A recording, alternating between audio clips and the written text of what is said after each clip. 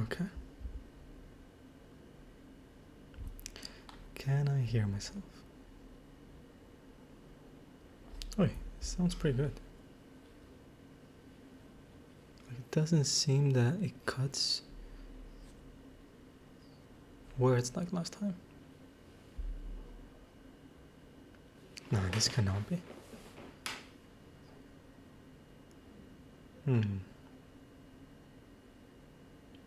Well, I think it's better than in the other lives. Like you can actually hear me. I don't need to do something weird and silly. Is it a new update on OBS? Fuck. Well, there you go. I tried to be pretty. Because, yeah, you've seen me already in some previous lives that I'm very dirty. But I've only showered yesterday, so I don't look that bad. And my hair doesn't look so flat, so it's fine. Of course, I'm still going bald, as you can see. But we can hide it a bit. We can hide it doing this shit. I still have the same hairband from 3 years ago now. More than 3 years ago. Wore it almost every day. Wore it for sure every time I left my room or any place where I was on my own. I've always put it on. So yeah, it's pretty insane. It's just that I cannot leave my room without it. I look too bold and makes me feel a little bit shit. To be honest, I think I can now, but I just don't like it, so I just put it on. I don't really feel it anymore. I feel it maybe when I'm in my room. And maybe it's late at night, I don't know, but not really. Oh shit, maybe I should test the audio from Elder Ring.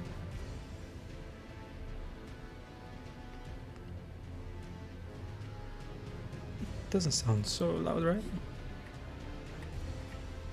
I'll just maybe a tiny bit more down.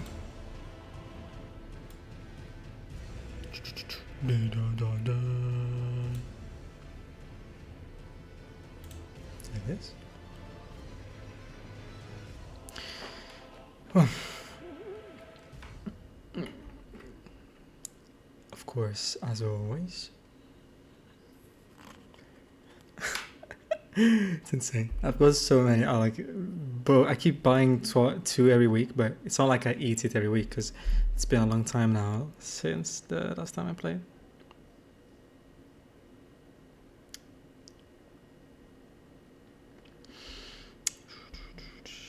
Just reading very quickly a few things. Okay. The thing is, oh yeah, so apart from me trying to be pretty, I also, of course, the flowers are always there with a hat and a Japanese thing. No moving from that. They're all dead. But they seem to have dried out, so at least that. And then we have the paintings here that me and Sophia made because of a silly thing that she decided to do. I don't know if I've mentioned it already, probably, but I think I haven't narrated it. So I'll narrate it at some point, but for now I'll just put them there because it seems fine. Seems nice now. I tried to not put myself too much on one side, so I cropped it a bit because I crop a lot from this side, the camera, but then I don't crop so much from there, so it looks as if I'm on the right instead of being in the center. So yeah, that's why I'm not exactly in the middle of the camera, but it's fine. Yo, don't tell me it's not charged, this. Okay, is it working? See?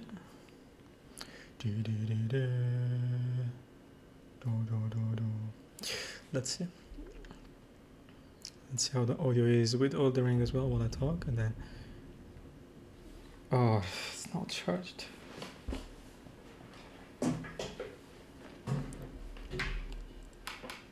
Did it just? Fuck.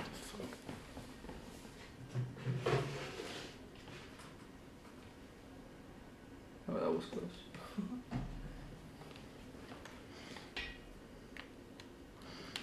Thought I spilled the entire bottle of water for a sec.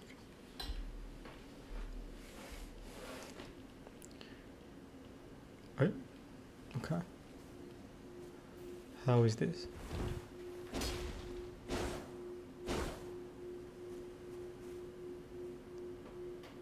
Is the... yeah, I think it's enough, right? Let's talk to her, let's see. Hello? There's someone there. Would you donate any sugary grapes in your possession to me?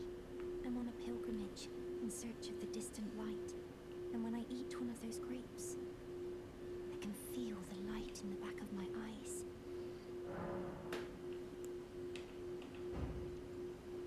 Yeah, it sounds fine. It doesn't sound like too distant. Well, I'm very happy with the microphone actually. I didn't think it was ever gonna sound like this. It's not the best because I still talk like a fucking dog, but it's fine. Okay, let's remove this. Oh, I blocked everything.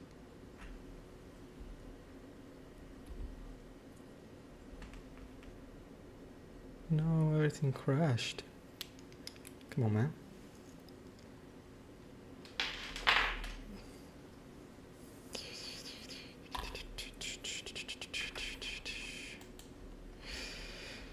Everything crashed.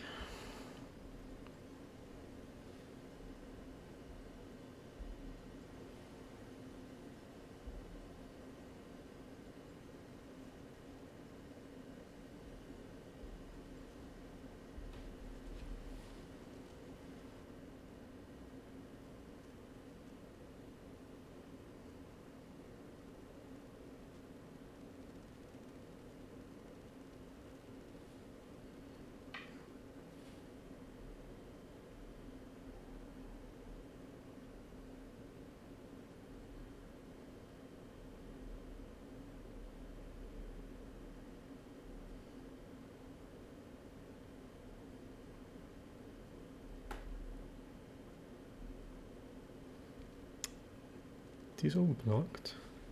Oh no, it seems it works now. Okay. Don't know what happened, but does it work now, Phil?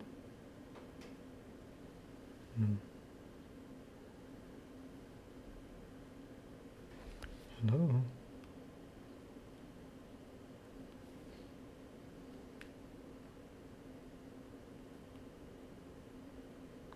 I think it does. Okay. Because I cannot hear now anymore. My hair, I'm trying to hide how old I am. Look, okay. That's cool. Let's stir this.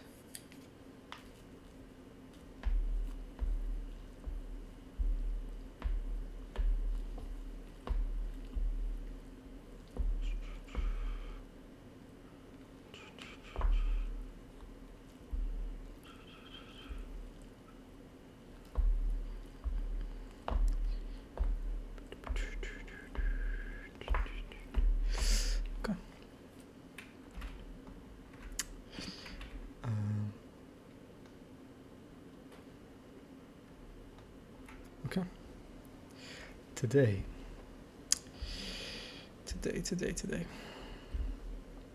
Just close a few things.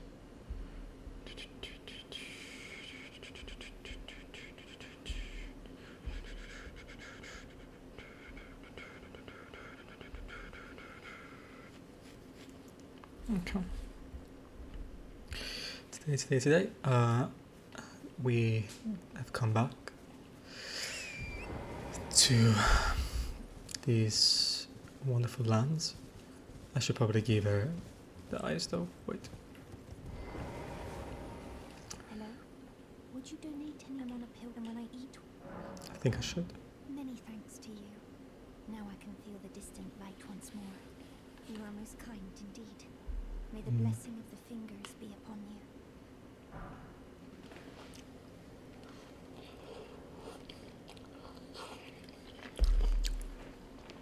Okay. You are most kind indeed. May the blessing.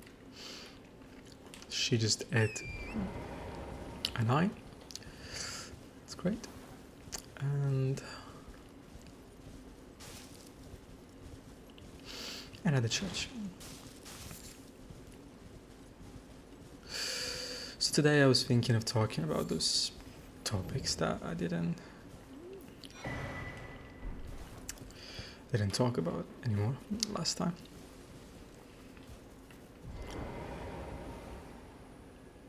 You're tarnished, aren't you? Then perhaps you could spare some runes.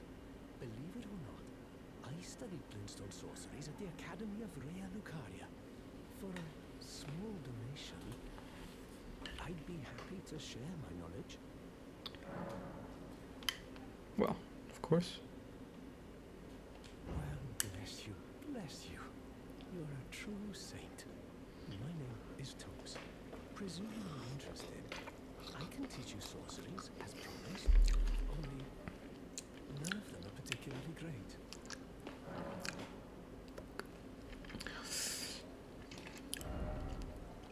Do I have this already? Oh, I do. Apart from that one. Apologies, friend. I'm afraid my meager sorceries are no match for your generosity. All right. I can tell you what I know about this place. That should help a bit. You've seen that structure to the north, towering over the water. That's the Academy of Rea Lucaria, where we study glintstone sorceries. Almost those have been closed for quite some time now. After they declared they wouldn't interfere with the shattering, the Academy cast repelling seals on the east gate leading to the capital, and the south gate leading here. As you might have guessed, the seals are still active, making entry to the Academy impossible without a glintstone key. And so I'm stuck here. A fledgling sorcerer with little chance of acquiring a key. When they cast the seals, I'd just popped out. And now I'm uprooted from my place of learning.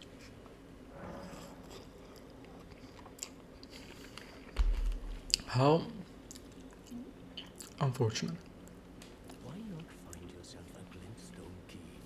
Without one, you can't pass through the academy, and you'll never reach the Erdtree capital.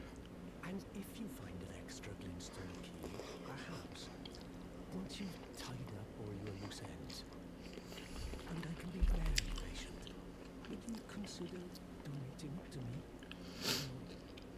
I'm not glintstone, merely a hint of talent for sorcery, but still, my place is at the academy. Find yourself without one, you can't pass, and you'll never reach. You've taken an apprenticeship with Selin. Well, that is something. Selin was well known. The most promising sorceress in the history of the academy. I followed her at school. But then there was relative notion between us. But Selin was expelled from the academy, accused of unthinkable treatment of certain sorcerers, under the name of the Graven Witch. I still don't believe the accusations. The illustrious Selin would never do such things.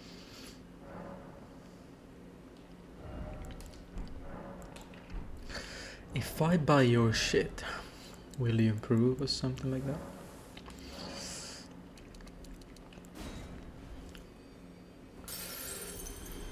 Back to the why, of course.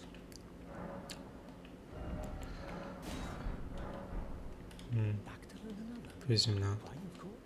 You just say back to learn another, I suppose. Well, I have to bring you a key. I remember you. I don't remember what happens to you, so I don't know. Once I give you the key, well, actually, what you do with it, but I remember where the key is, more or less. Or well, I remember the circumstances in which the key is on the map. I don't remember exactly. Oh, goes down here. Oh no, listen guys, I'll just do this. Oh, yeah, I'll just do this. Don't mind me. Insane. Ray Lucario, the Academy. So we kinda know now that that's the Academy of the Sorcerers, where our teacher, where our teacher comes from as well. Well, our teacher, the girl that gives us the spells.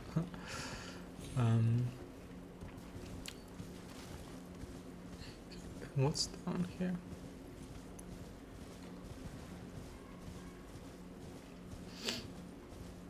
Okay. Is this actually the way? Wait. So I think today I'm gonna narrate about that San Fermin thing. Just cause something silly, but something silly that I felt something for happened. But I can see that there's a way down there with tombstones. I've never done that, so we can either take that road down or the tombstones, but we're gonna take the standard way because, well, we are normal, simple people. Let's check a few things. Come on. So first off, I would perhaps start with Mirko. So Mirko is this Italian guy that I've met by chance here in the first, was it few days, few weeks, the first week or second week since I've been here, because I think I probably mentioned him already, but I don't remember everything I've talked about in the past episodes really. But he's Italian, and he was the boyfriend of a flatmate that lived here. I barely knew her name. She just had my keys, well, the spare set of the keys of my room. And once she's given them to me, at some point she realized that I was Italian. Well, I told her. And she didn't say much. She just invited me, but faintly, to do something one of these days. And then eventually she invited me out with her friends and her boyfriend that is Italian. I think he invited me once she told him that I was Italian. Glintstone Craftsman Cookbook. See that very quickly.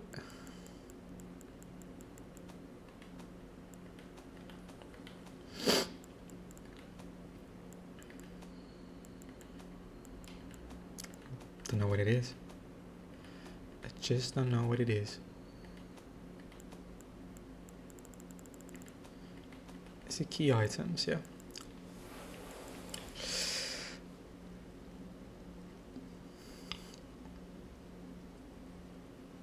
Well,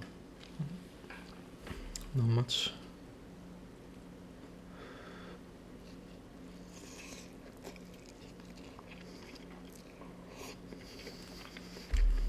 I need to be very careful while eating because I have this white top and I don't want to stain it, but at the same time I want to put it on because it's pretty. Oh, yeah, don't mind me. Great. So I don't want to really talk about him because he's fine, he's okay, he's a nice person.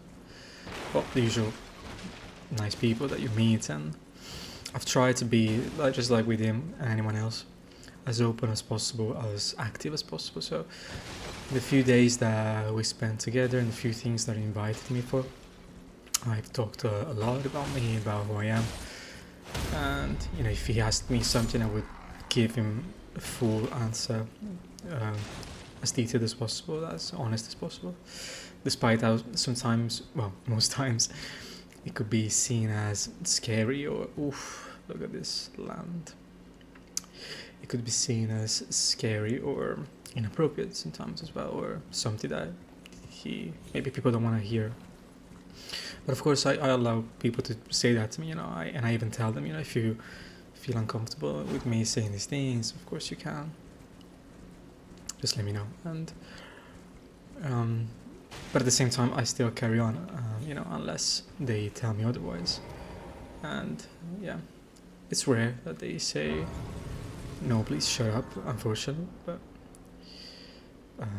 so it is. That's it. We arrived in this beautiful lake. I don't know, swamps. I think swamps, magical swamps. You're new around here. Surprised you found me in my little nook. No matter, no matter. Your money's as good as anyone else's. Why don't you take a look at my wares? Oh, but don't ask me how I got my hands on them, eh?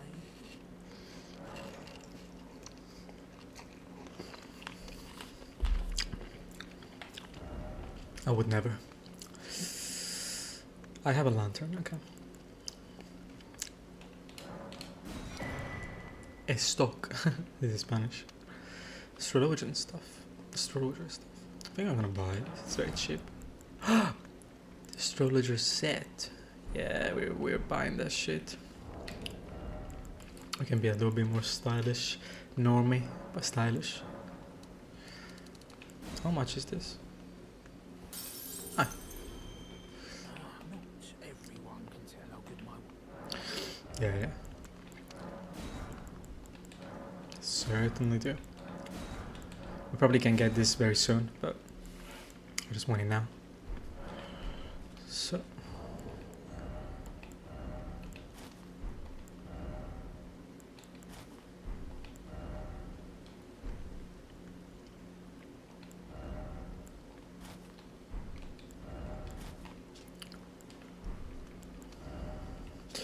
One might as well look to the cosmos above.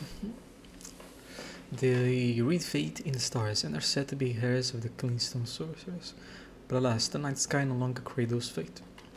No. Robe fashion from Spa. Okay. Yeah, we are pretty stylish now. What about this? Which one is stronger? Oh, the one I have. Never mind. Oh, but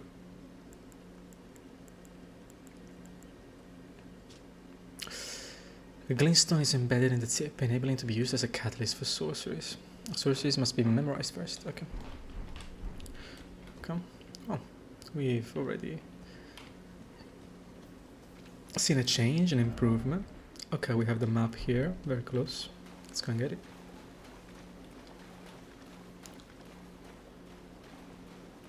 Does it always rain here? Oh. Okay. That's the welcoming, of course, that I should expect somehow.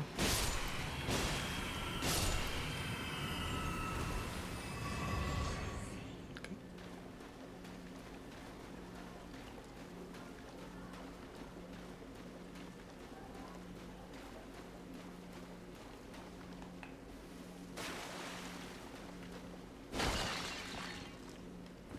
Oh, the map.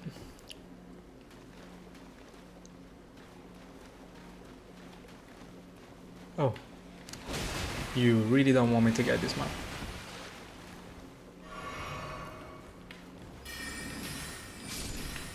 Oh, I was expecting them to be resistant to magic.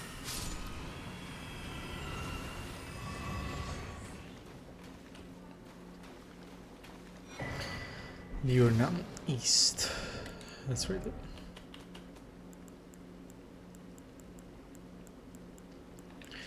The majority of Liurna, known for its vast forests and ever-present fog, is sinking into a lake. The eastern coast is home to a high road running north and south. The eastern coast. Yeah, so maybe that we can use our way to go somewhere else if we want, instead of completing this area, probably.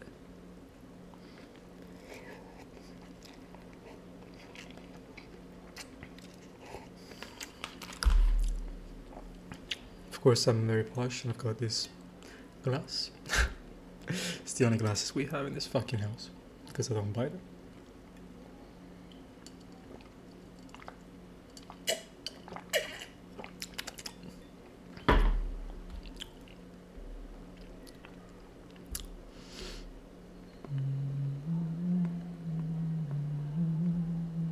Okay. So.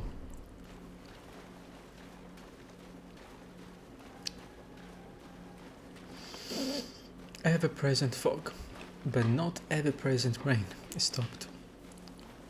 But am I lagging a bit?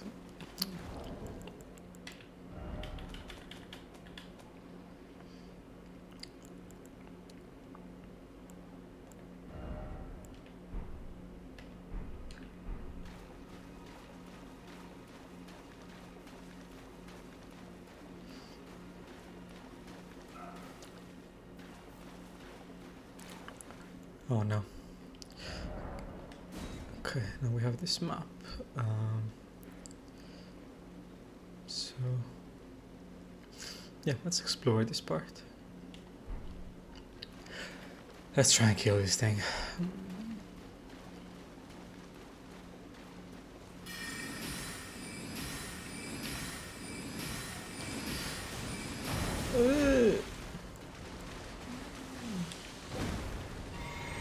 Oh no, he's gonna... What the fuck is that? Oh no, vabbè, guarda.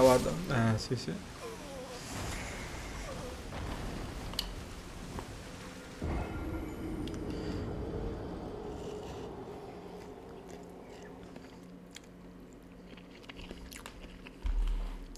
Madre.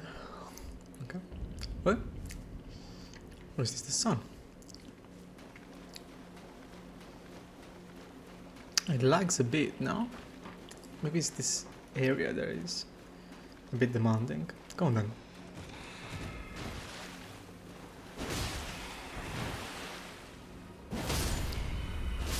Nice. Yeah, I think it's a bit... Well, the limits of the new computer. It makes sense. Everything is maximum and stuff. And I'm streaming. It's fine. We played this game on console, so shouldn't be a problem.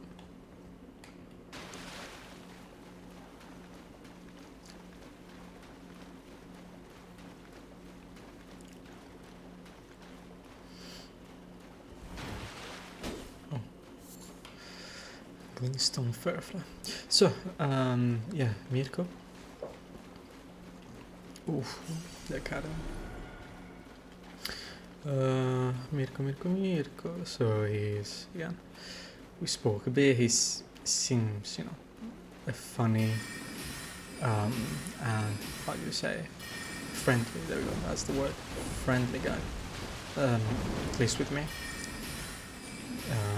You know, he tried to make me feel comfortable within, you know, his group of friends as well.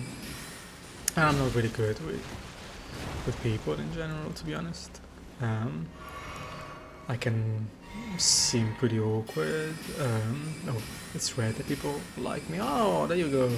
He just lost his head. Oh, thank you. Oh no.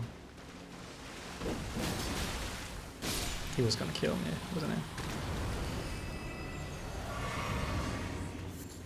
Okay. All this for nothing. So let's, yeah, check that part behind.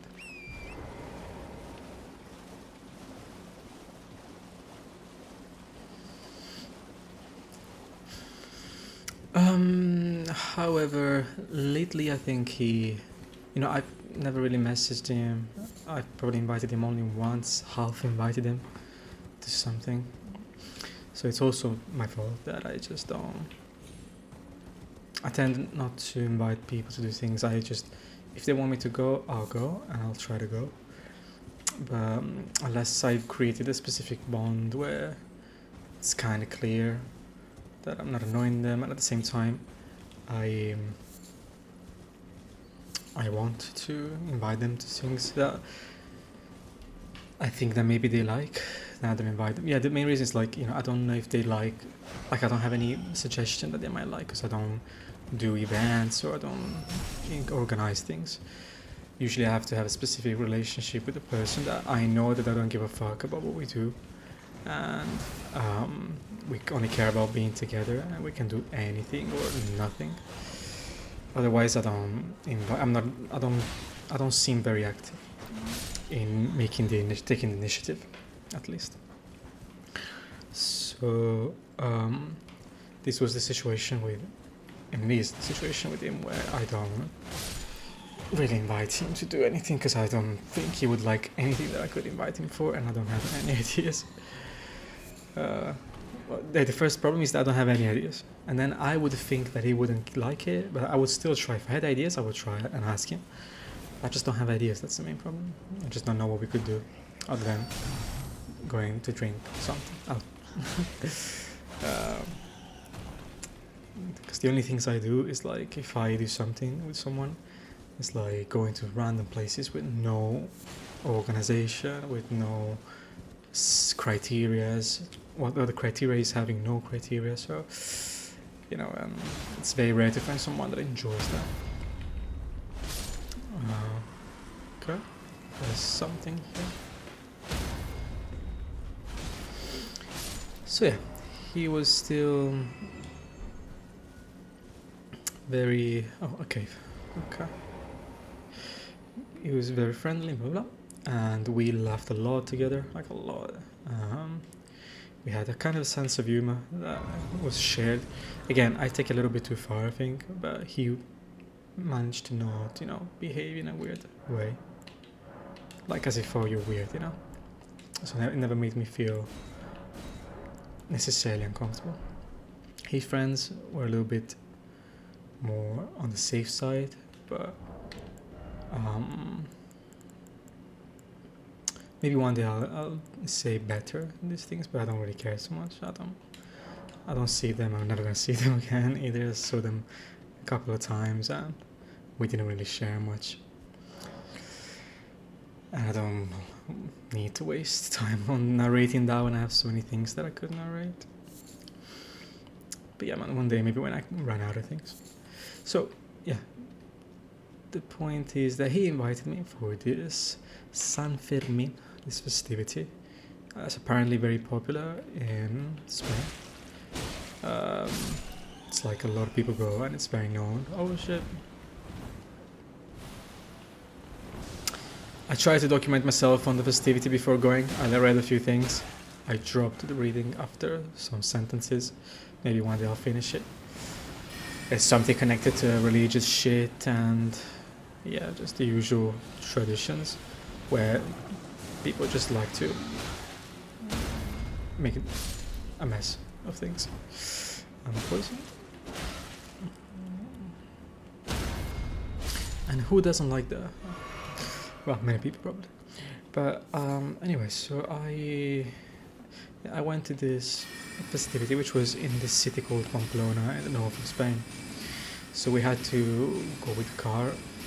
Of course, the train was an option, but because they've organized this so late, like last minute, there were no trains. Because there's so many people that go there were no trains.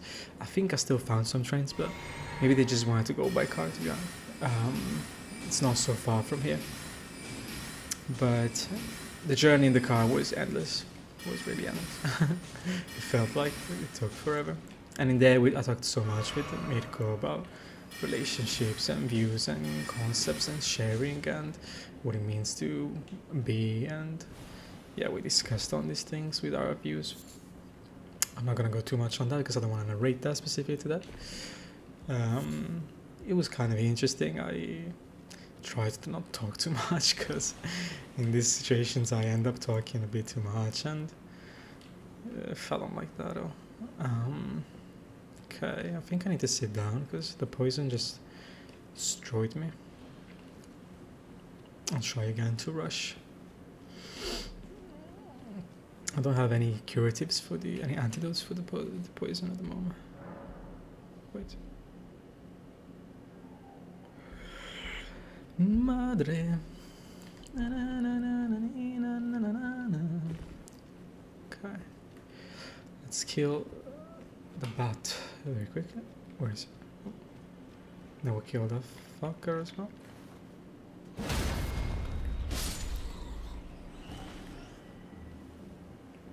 He didn't even see us.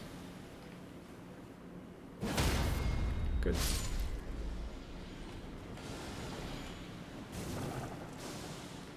Nice.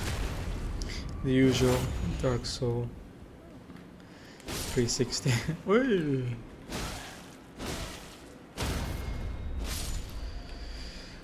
So we arrived in this Pamplonna's place. I knew barely nothing. I by the time we arrived there, I knew that the main thing was the toros, the bulls, running in the streets at a certain moment in the morning, at like 8 o'clock, literally 8 o'clock. It lasts a few seconds, if not minutes. Well, a few minutes, if not seconds. We didn't know. We didn't know all this. We went there to mainly see that and just to have fun and get drunk, I suppose, right? I went there because I was just trying to be open to anything, knowing that I didn't give a fuck. I would rather be on my own in my room doing other things. Fuck, we just bought this set and we just found some new clothes I could wear. Ooh, no. She doesn't die. Okay, wait. Nice. Now we can deal with it. Oh, poison. Everyone poisons in this place. What the fuck? Madre. Nice. We're gonna check what we get when we get out of here because it's a bit of a mess. Or maybe no, because I'm gonna forget. Oh, but the poison is gonna kill me. So yeah, no. We're gonna check later. Okay. And it was me, Mirko, his friend that is Spanish, but half Spanish, half English, really. But Spanish. And then 2 Irish kids. And that was pretty much it. Again, with many people, they tend to be, I don't know why, like even if I haven't opened my mouth, I haven't said anything, they seem very distant, like they don't even look at me. I try to talk maybe sometimes, make a joke or one, and they don't respond. Say something normal and they might respond without looking at me, like, you know, giving signs of like something awkward, uncomfortable. Yeah, that happens quite often. And one could say that it's the way I dress or the way they perceive me. It could be whatever. I'm not really sure what the reason is, because normally, you know, at least let me speak. At least let me say something that maybe you are not gonna agree with or that you find weird, and then react in a certain way. I could understand that, even though I don't agree at all with that. But many times I just don't even open my mouth. I just arrive and you can already see it right away. Of course, it could be just me and my imagination, but I'm so accustomed to it, like I notice it right away when that happens. So it happened all the way from when I lived in England anyway.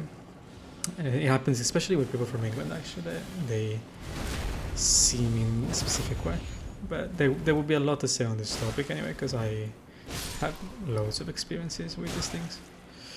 With this topic, but again, it's one of those topics that I really don't give a fuck about, so I don't think I'm gonna narrate it anytime soon.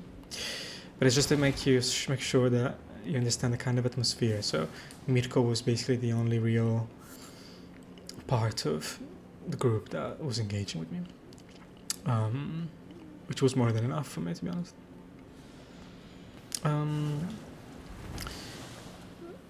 But yeah, at the same time, I am not the person that is really good at having fun in a wild way.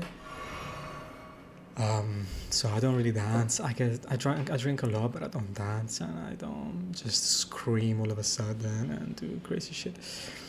I don't do that kind of stuff anymore. I used to be a little bit like that when I was younger, but now not really. If I get a little bit drunk, maybe I can. So in San Fermin I did a bit, I danced a bit, and we'll get there. But normally I'm not that kind of person, so already again, maybe I'm ruining the party basically, you know what I mean? But you know, it's not like when they invited me, they were like, "Oh, you have to be like this. So if you're not like this, don't come." And Mirko knew by that time that I wasn't that kind of person. That I told him openly as well. Let's try this. We're gonna probably die, but oh no. I don't think it's the case.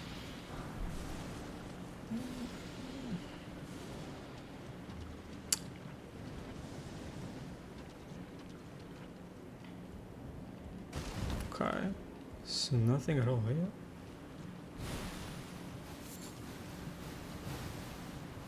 Maybe just the flowers.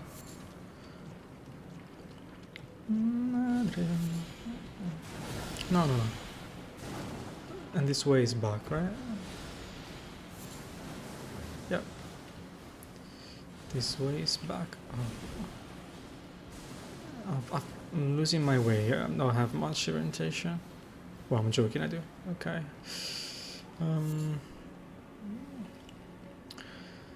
So we don't have any flasks, so let's see where the boss is and then we rush back. So yeah, this is the premise. We arrived there and apparently, well, before we arrived there, it's kind of the morning, but it's already approaching the afternoon, right? So I'm like, oh, when do we go to this place? And the plan was to go there and don't sleep the entire night. We had no place to sleep, just the car. And to be there until the next day and come back the next day, which was fun. It sounded fun to me. And I didn't bring anything. It was just me, my phone, my keys. But these boys had a change, food. Well, they went to buy food, the fridge to keep the stuff cold, and I was like, and oh, it stopped. Okay, and then what else? Yeah, they had so many things. I was like, okay, I thought it was gonna be more wild, like more random. So it was the only one that didn't even have the backpack. I was like, there we go. And then at the same time, they all had these clothes that were white. So you're supposed to wear all white and a red foulard. I don't know how to call it. A red thing around your neck or your waist, but somewhere around you. That's the code. And if you don't, people throw wine on you and they are aggressive towards you, apparently. They said, oh no, it's very important. You have to do, it's very important. And I didn't have time because I worked so much, and every afternoon I didn't have any time to go and buy these things. And at the same time, I also didn't, I was gonna go, but I also didn't, a part of me didn't want to anyway, because I'm never gonna wear white stuff and like normally. So yeah, I'll buy these things, I wear them and then throw them away. It's not like I have so much money. And yeah, but I thought, I'm gonna try, but I literally didn't have any time because of work. See here the way back? No, right.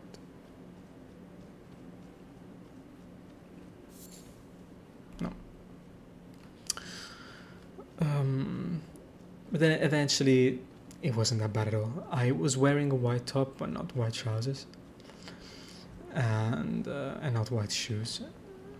And then the red thing, we bought it there. Once we arrived there, we bought it from this Chinese shop. We all bought it and they put it on me because I didn't even know how to put it on. But yeah, the red thing, kind of cute. I like those kind of things. I wear those kind of things in general. But let's see if we can level up. Yep, okay. So yeah, they had this kind of stuff, and then we went to buy food, and we went there by car. Finally, we arrived. Again, the car trip was very long, but oh shit.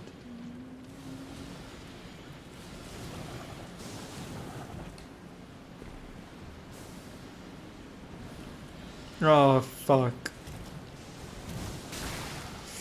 Okay. I ran out of stamina. And I ran out of my life as well. Usual lesson from Souls games.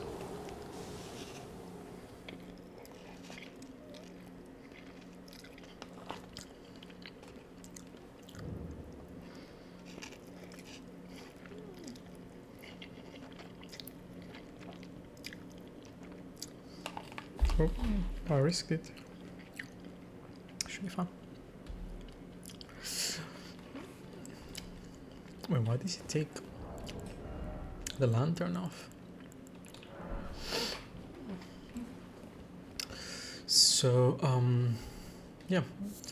Eventually we arrived and we bought the clothes, well, bought the foulard. They've changed in the middle of the road. Like they got naked and changed into white clothes. And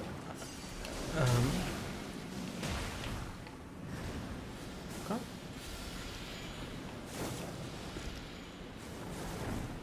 I'm dead then. Oh, and I'm poisoned as well.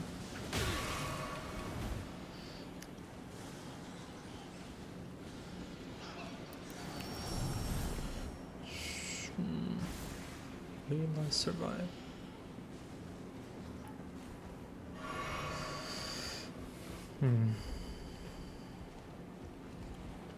Oh, here? Did I go this way? Oh yeah, this is the way.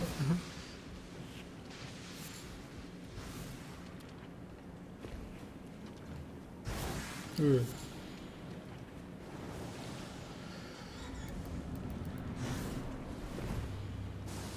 Oh.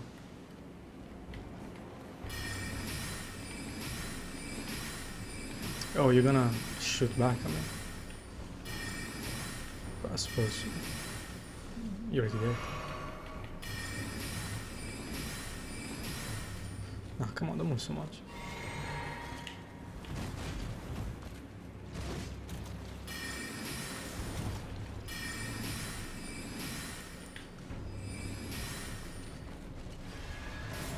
Oh, I love it.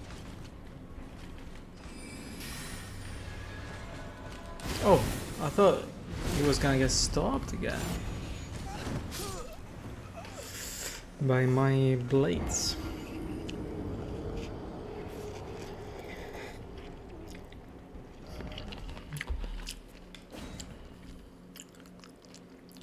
It's fine. She's easy. He, she, whatever it is. Okay. Actually, this is easier, so I don't have to be poisoned. Good, good.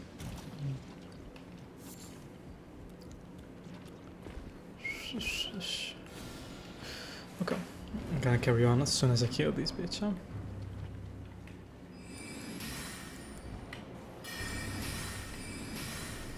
Oh, he hit you.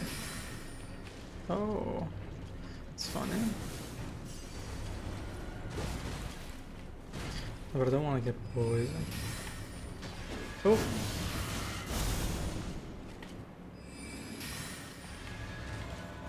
Oh, I thought she just shots me. Am I alive? I'm alive. Oh, I'm not alive.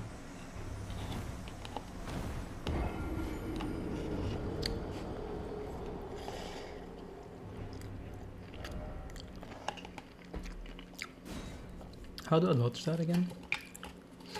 Madre. Na, na, na, na, na, na, na, na. Okay.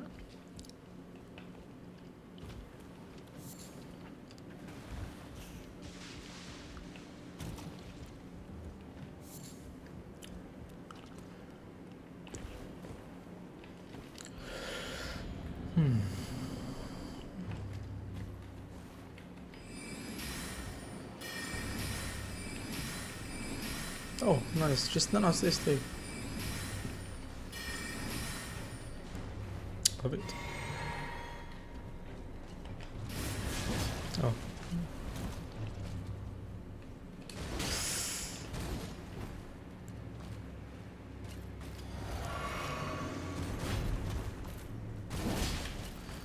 But if I do this here. Oh.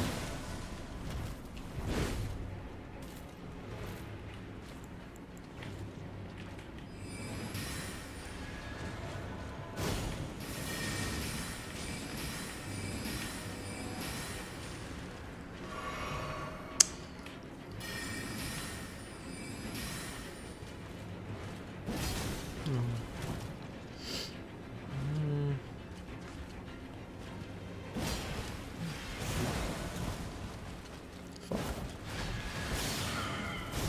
Ooh. Oh, I dodged it once. Oh, never mind.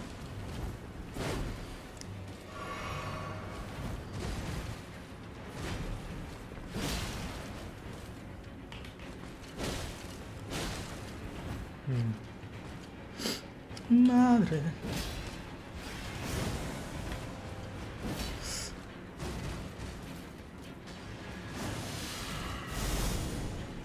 Oh shit. Thank fucking god. No. She missed me with sword insignia.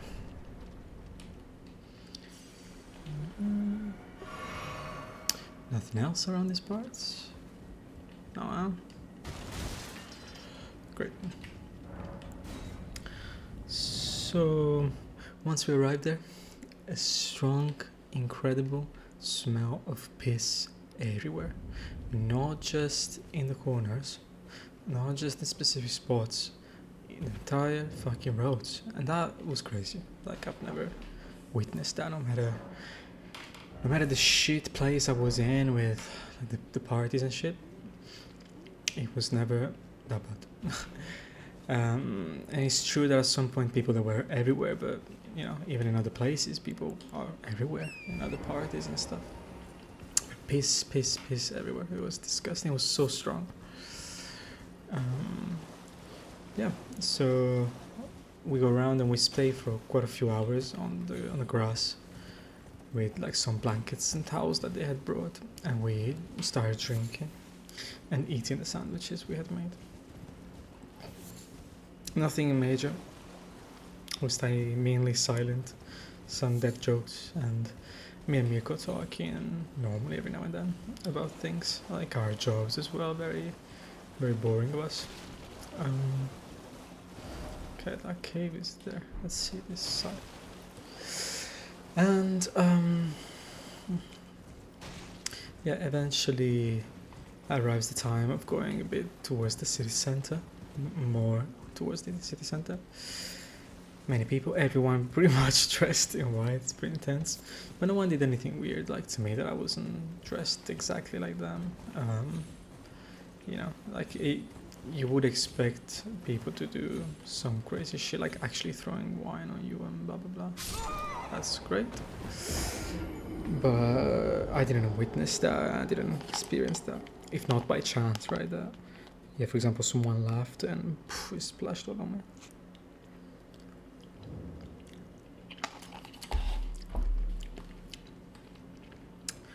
And at some point we arrive, you know, the main square, and there's a mass, like an enormous amount of people, and we start following this. Well, we go from these little shops where these people in the street, these poor people, are selling like very silly stuff for tourists, right? And our group stops there to check these things for like so long. I swear, so long. And by then I was already kind of like tipsy, so it was nice. But after spending the time there was this river of people that was flooding the street. It's very typical, like kind of nice streets of a pueblo, a village. And at the front of this river there was this band with drums that were playing this music, like this dancing music, and people were following and dancing while following like this enormous river of people, and that was very cool. It was very fun. Like we followed along, we danced, and I think that was the best part. Like we all agreed probably that we liked that moment best. More or less.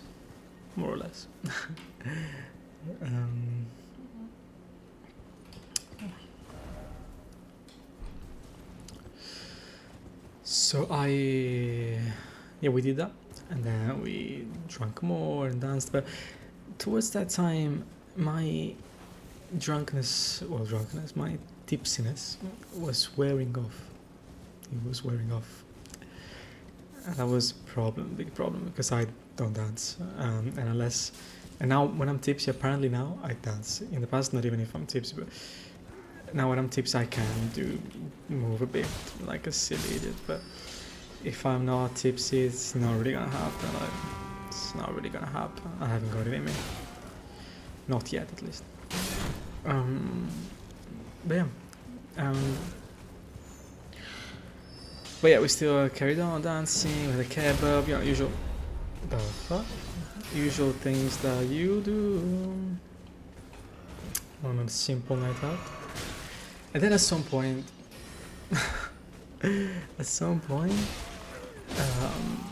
we approached this usual stall of food that you find here in Spain. With like, they're massive and normally they are like in a circular way. With all this burning meat that looks incredible coming out of a Disney movie. Like, it looks so well cooked, so nice. And you have something over here that is called morcilla, which is pig's blood. So it's like sausages made of pig's blood. That, in my opinion, for my taste, I don't like so much. They're funny, but it makes you feel like, I don't know, you're eating something very heavy, even if you don't know that it's pig's blood, I think.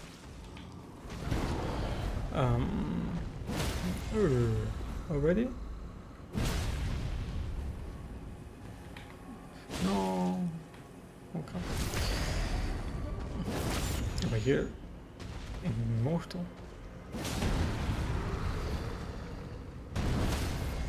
But you fall very easy. That's good.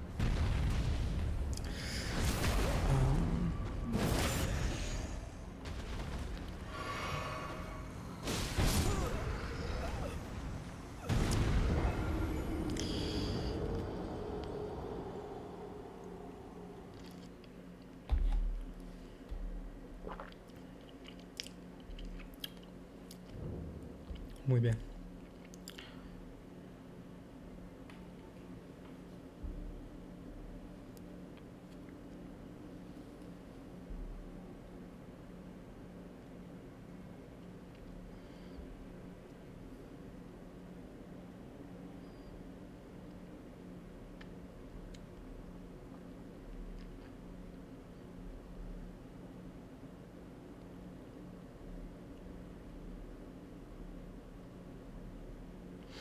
Let me just respond very quickly to something.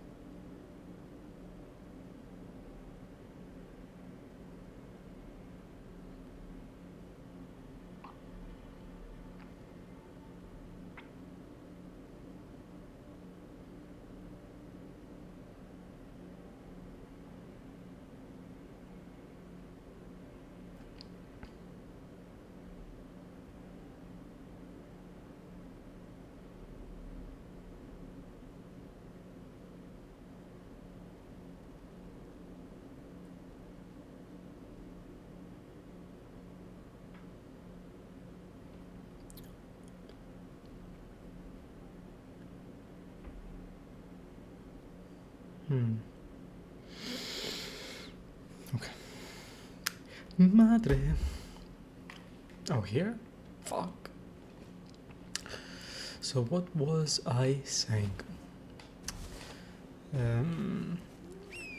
Yeah, they were having this morcilla, this sausage that is pretty heavy.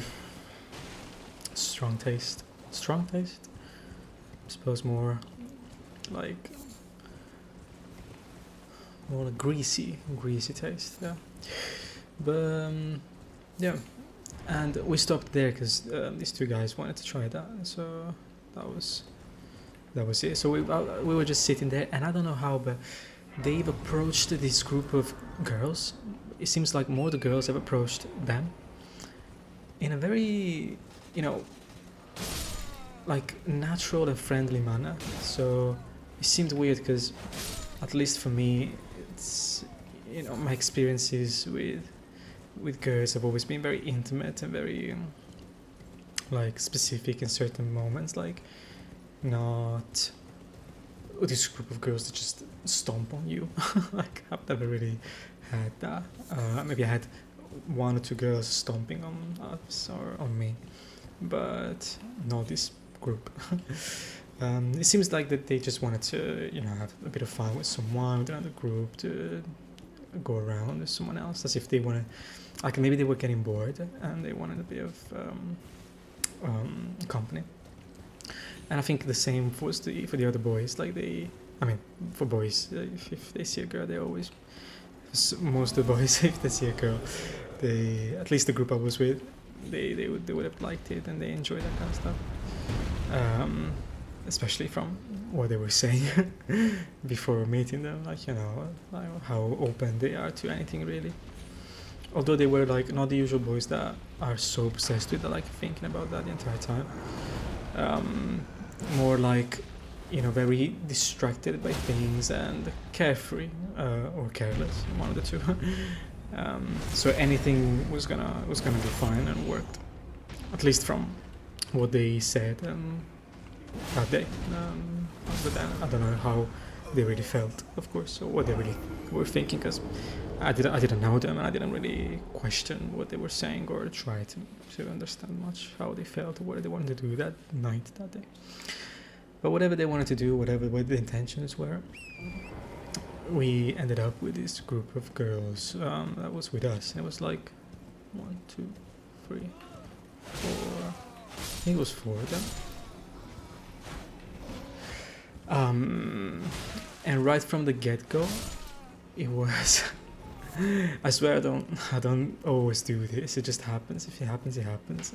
But I started talking, like I don't always do, but like in a very sarcastic way, making random jokes, and for by chance, it never happened, but by chance they found it funny. So some girls were like, "Oh, okay, the fuck is that magic, man?" Some girls were like, "Oh, it's very funny, blah blah," and they were very friendly with me as well. And it was fine. It was a nice atmosphere, as if, like, you know, as if you're friends, like as if you don't know each other, but you behave like, and you talk and you look at each other like friends. And that's what I like to create. That's why I behave in that way. Like I talk to them in a way that might seem inappropriate or weird, but it's because it's how I would talk with a friend. Like I talk to them as if I know them, you know. And they're like, "Oh, whoa," and even the way I say things just openly up there. And many times it's just abrupt. Many people don't like that, but I prefer it. It feels warmer to me, even when people don't like it. You know, it's not like I'm saying some crazy shit now. It sounds like I'm painting myself in such a way, but with a demonstration would be more easy. But anyway, yeah, I try to be normal, which is not so weird, but it can be weird for other people's standards. In my opinion, it's not weird, but of course my opinion is not relevant in this moment, of course, if I'm describing myself.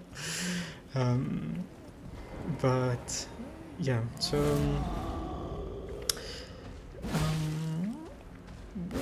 good.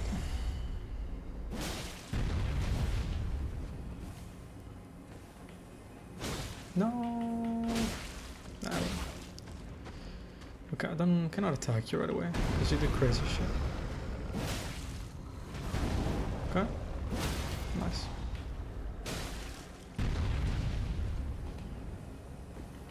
Hey, not bad. It doesn't hit. Oh, nice. Are you gonna fall again? No, no. Excuse me. Oh, you don't. Is everything fine?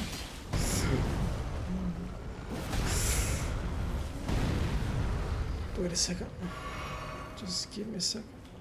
Wait. Oh. I think he's dead.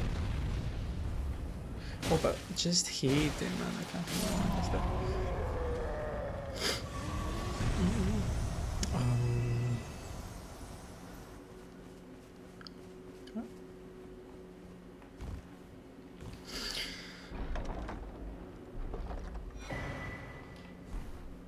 So the other side, there's the woman that could read our hands, and there's the little path that lets you go to this lake of Liurnia without having to do stone vehicles. And this? Oh.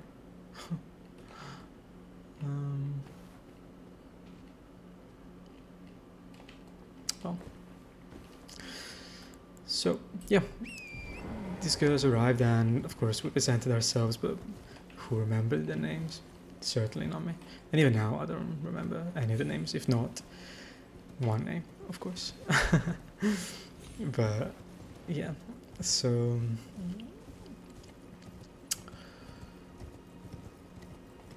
what's happened really is that there was this atmosphere that was very friendly, and with me, to be honest with me, it's kind of common in the sense of the few times that I engage with people, whether they're girls or boys or whatever the fuck they are,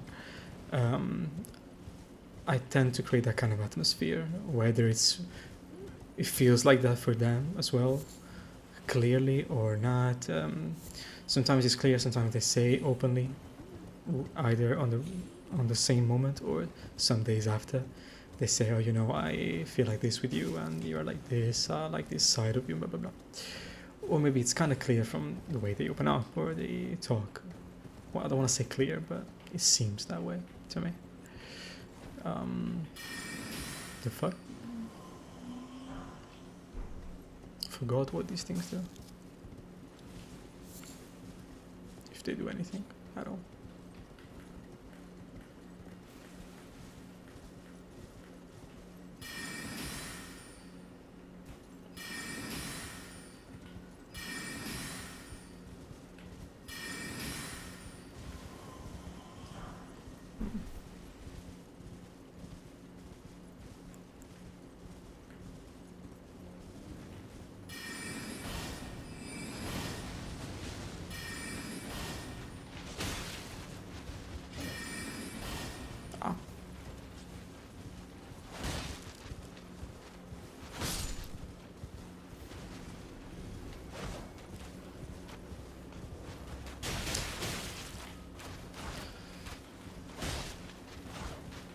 What? Wolves as well. No, calm down. No, come on now. Did he have to do that? Like, literally now? Oh, listen, boys. Give me a sec. Oh, okay. Never mind. I'm dead. Oh. Hey. Oh. I'm dead. It's dogs. Usual dogs.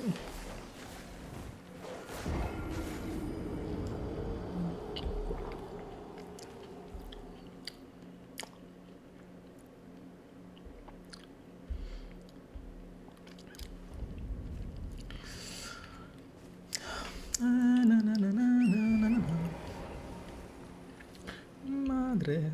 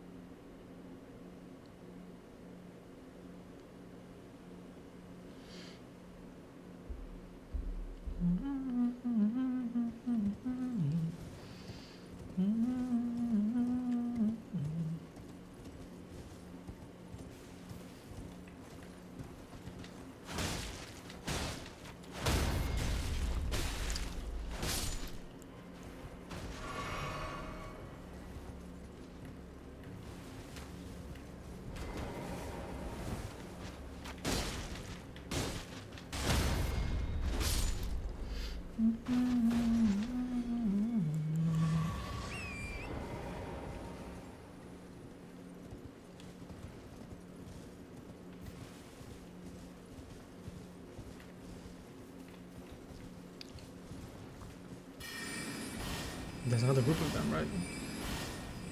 Right and left.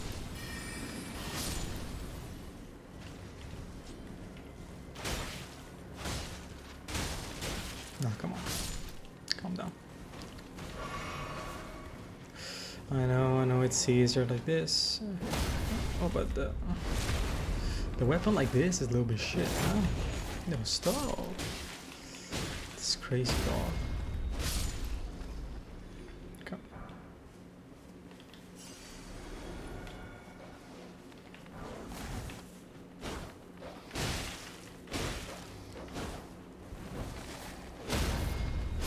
Okay.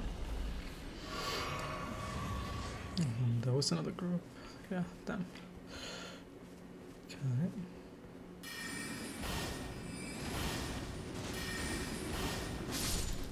Mama. Oh, but those balloons didn't come back. So they don't come back. Who knows what they are for?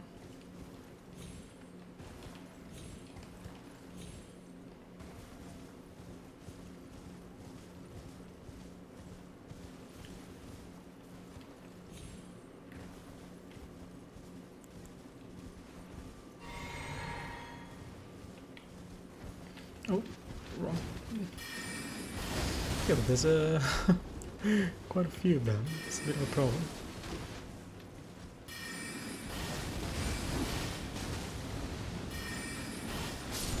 Okay.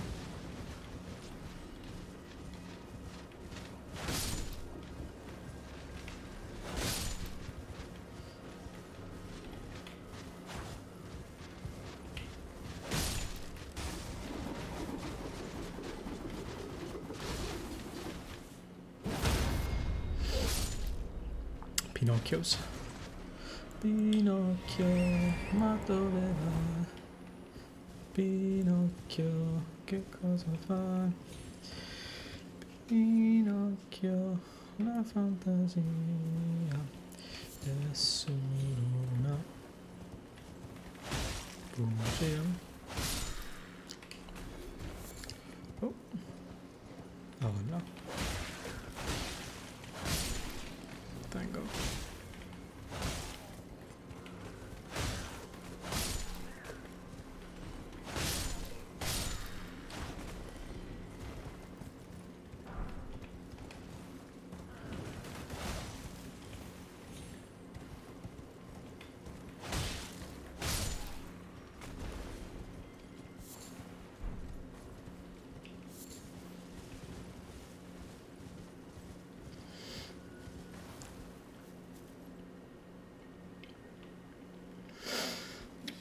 Okay. So, yeah, at some point we were like that. So yeah, we started going around like clubs. I think that because some girls wanted to go to the club and some of us wanted to go too. I just followed along. I think some of us did the same. And we started talking about random stuff, right? Like asking random things. I didn't really ask much. I was just very normal. I was just talking to them in a very silly way, but not being so active or so, like, you know, taking any initiative really.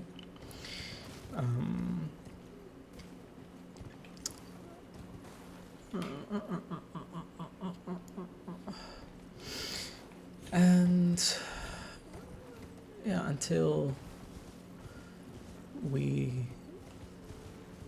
got to this place and like we got to a random club, I don't know, and one of the girls, I had to ask her more than once for her name, also because I didn't really understand it initially, and then when she repeated it, I was like, is that their name? Like, it sounded very like something I already heard, but I couldn't really hear it.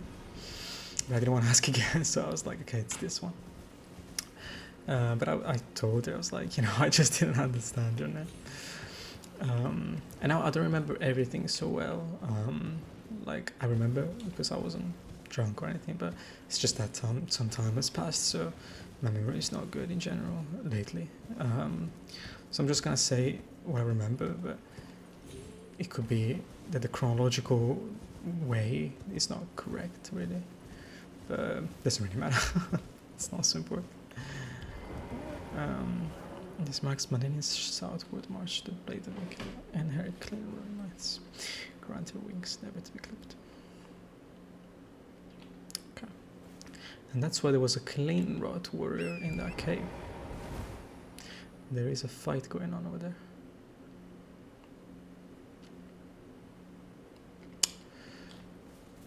Okay.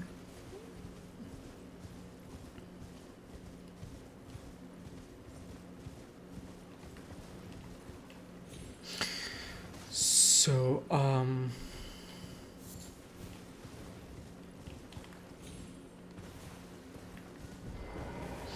yeah, then her name was basically Susie.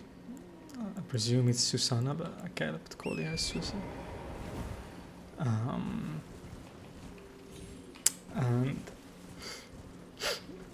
the thing is that I didn't particularly, you know, I had some moments in my life where I would see a person, speak to, not even maybe speak to them, but like see some movements they make or the way they talk to someone or around me, and I maybe get fascinated or get hit in a specific way. It didn't happen in this case. Like I saw the girls that night talking, and it was just me. I was like being normal, nothing, you know, not being hit by anything in particular, which is totally fine. But I want to point out that because that's how it kind of went. And oh, do you wanna? I'm not very focused. And oh, this fucking thing is killing my nose. And I keep drinking it. But yeah, I don't remember how the conversation started. But I remember she was friendly in a club. Like, so one of the clubs we went to, she asked me something, or she said like we were all walking in a line in between all these people, like trying to find our way through. And she turned around and she made some comment about Naples and me being from Naples. I was like, yeah, actually, I suppose I mentioned the fact that I was from Naples, right? I was a little bit like, what? Because I forget that, of course, have those kind of roots. Sometimes I just forget. And I was like, yeah. I just responded in a silly way, in a sarcastic way. And I remember she said something about Maradona, I think, something like that. And I told her that actually in my room we had like paintings of Maradona, and our room was all blue because of Naples and shit, like the football team. I think she was into sports and like into football. I think she played football actually. So we talked a bit about that as well. In essence, what I'm trying to say in a very bad way is that she was very friendly, and I don't know, I suppose for some people it's normal. For me it's kind of not so common that someone is friendly and it seems like, you know, they don't have any specific idea in mind, or any, whether it's like you know, sexual ideas like fucking or whatever, or because they're bored and they don't know what to say, they want to say something that, like, it didn't seem anything twisted or necessary or specific or for their own needs. Of course it's just a sensation, it could be completely wrong, could be completely fucked, but that's the sensation I got this sensation that from the way she was talking, and the way she was. She seemed normal, genuine, without, you know, pretending much, expecting much, thinking too much about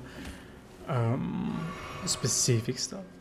And at the same time, she didn't seem silly, like, you know what I mean? Like someone who just opens their mouth because they don't have anything else to do. So it seemed like a very specific balance that is rare to find. Again, it's not like I look for these things, but that's what I noticed. Like, I noticed these things and I just described them. But I'm not trying to say that it's necessarily good, bad, or whatever. But in that case, with her in that situation, I personally appreciated it. I liked it, and she did that more than once. So she was very friendly and nice, like actually talking, actually saying things in these clubs, and I couldn't understand that. That was like, it was killing me because I couldn't understand what she was saying. Because she would talk, she was speaking English, but of course, you know, she's Spanish and her English is her second language, I presume, or one of the languages she speaks. So maybe, you know, her English was incredible, like really good, but not maybe so clear in a fucking club with 300 songs going on. I even asked her to speak in Spanish, maybe I could understand that, but it didn't work. But you know, all these situations pretty, to me, it feels kind of a little bit warm, a little bit nice, like even remembering it, like right now, and remembering it in these days. And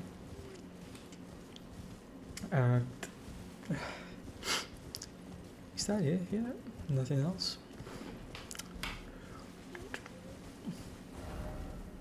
Seems a bit. Oh, is it pointing here or here? Because the statue points to a dungeon, so when I know there's something that I need to enter. Never mind. I'm not sure. I'm being so thorough because I've already been very thorough in this game, and I've already platinumed and stuff.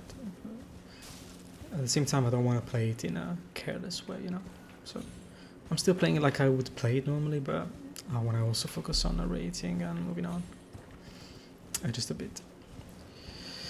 So yeah, so I was really enjoying that kind of situation, despite how annoying it was, because I really wanted to hear her. I wanted to understand what she was saying. And oh, yo, brother, you're pointing that direction, but there's fucking nothing. Honestly, let me check once more.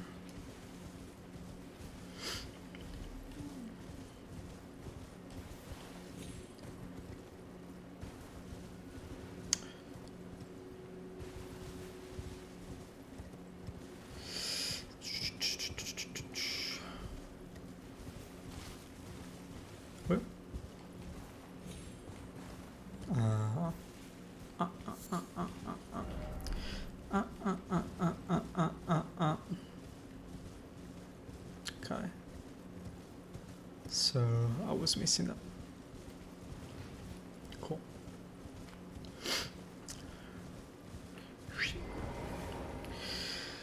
And then we drank a bit more. I was not even tipsy remotely, and we were drinking, taking shots, tequila shot. I mean, not so many, but 1 or 2, 3 maybe, after an entire bottle of wine each and stuff like that, and I had no alcohol in me. And that was bad because everyone was dancing. I didn't want to be so boring, you know, the person that just doesn't even like seems just standing there and shit. I know it doesn't matter, most of the times I don't care so much, but in there I just wanted to make sure they all had fun, but I just couldn't dance. It was stronger than me. Like it's uncomfortable for me. I need to improve. Like I need to manage to do that even without being tipsy. But I've already improved because I never danced without being tipsy, even without being tipsy, ever. It's just in Japan I opened up like that, but otherwise, never. But yeah, maybe one day I'll be able. I doubt it. But yeah, so I was just not dancing. They were all dancing and I was having fun, but just standing still. And yeah, many people in those situations, they don't like the people that stand still. She was very friendly even in that situation with this weird kid just standing there. And yeah, she started talking about actually dancing. She danced in a funny way in front of me, like a not old fashioned, but less common and shit. And I was like, oh yeah, I actually wanted to learn as well how to dance. And we started talking about that. She was like, oh really? She like some things I said, she was like, really, like you want that? And she seemed surprised. I was like, yeah, I really wanted to learn how to dance, and I want to learn how to do this. And she was like, yeah, I want to take proper lessons of, I think it was bachata or salsa, one of the two. She wanted to take very Spanish of her, I suppose. But she said that she was going to start next year, I think. And initially I thought she already took those lessons. But then I understood that she just did that, like, as practice on her own. Oh, fuck! But yeah, and I said, oh, I might take those lessons, and there's a bar downstairs from me where I live, and apparently they do some lessons like that, so maybe I could start even before her. And I was like, next time she sees me back, maybe I can actually dance like I would like to. But yeah, we talked about this kind of stuff, and then outside the club at some point we kept on talking, like, and I was talking entirely like I would talk to anyone that I've known for years. Not even a half a filter, not even by chance. And that's what, and she could, she was a bit maybe weirded out by certain thing. I don't know. Her reaction was a little bit like surprised. Maybe not weirded out, just surprised. Fuck me. But, she kept being very friendly and very bright. Kind of active as well. So it was very nice. Like, I was talking about flowers and how I eat flowers and I have flowers in my room, and she told me about the fact that she's going to live in an island and she doesn't like that, but it's a job, like, well, she likes the island, I think, but it's like the job was just some random stuff. And yeah, so like it was like conversations that were very smiley, very friendly, very bright, very simple, and I just enjoyed her presence, and I don't remember now because I don't dare to ask for contacts and stuff unless a very specific situation. I think I've only asked for the contact only from one girl my entire life. I usually don't think about, well, Instagram I don't use, so I don't think about that, and phone numbers as well, I don't really think about that. Now I don't remember if I asked her or she asked me, but I think she actually asked me, which is even more like, nice, the fact that she might ask. And I was like, well, I don't really use Instagram, but I can give it to you. And we talked a bit about that as well, like my name on Instagram and her name on Instagram, and even that, which is kind of personal in my case, but it felt like it was a nice atmosphere, and we could just talk openly. I hope she felt like that as well. It seemed to me, I'm not sure if she actually managed to feel like that 100%, because it's just hard to feel like that normally for people. But yeah, I certainly felt that way, and it would be nice if she managed to feel that way too, but I don't know, it's really hard. But she certainly seemed, very, very light, at least around me. And I think in general she seemed like that, so it wasn't just because of me. I think in general she seems to be that kind of person that is just light with others and nice, and she doesn't seem cocky, she doesn't ignore you, she doesn't treat you like shit, even if perhaps you're being weird. Like, there were so many boys trying with her and she seemed to be very friendly with all of them, At some point I even asked her, I was like, it must be intense, right, to receive all this attention. She was like, oh no, I actually enjoyed this one. The answer as well was funny. But yeah, so throughout the night we talked quite a bit, and at some point,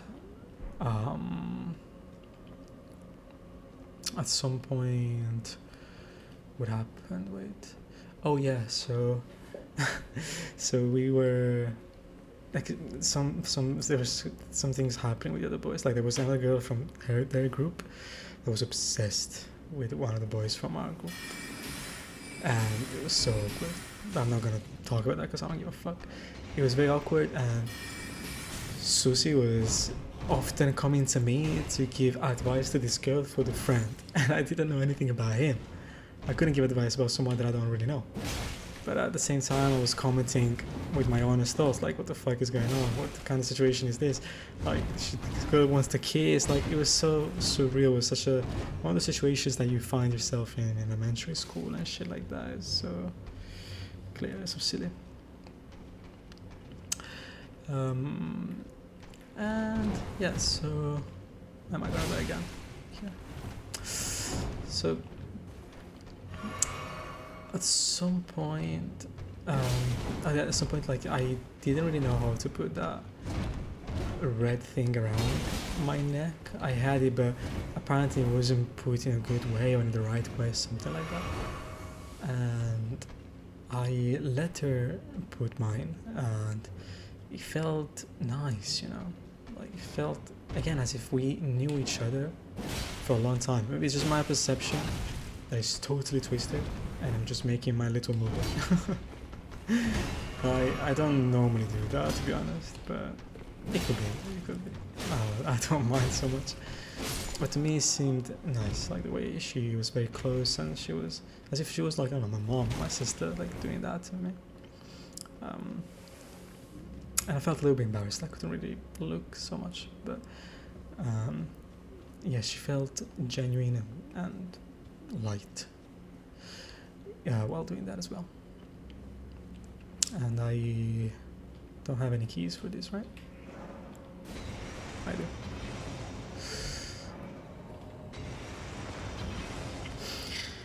And yeah, at some point the boys were tired of going to clubs and stuff, and it was very late at night, and many people were just sleeping on the streets in the bushes, waiting for the morning after. Some people were already sitting on the places to watch where the boat would have come.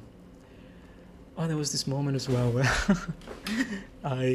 we were walking, and there was this mess going on between the girl and the boy of my group, and it was so crazy because she was asking again for advice, and we were in front of this fucking toilets that smelled like crazy.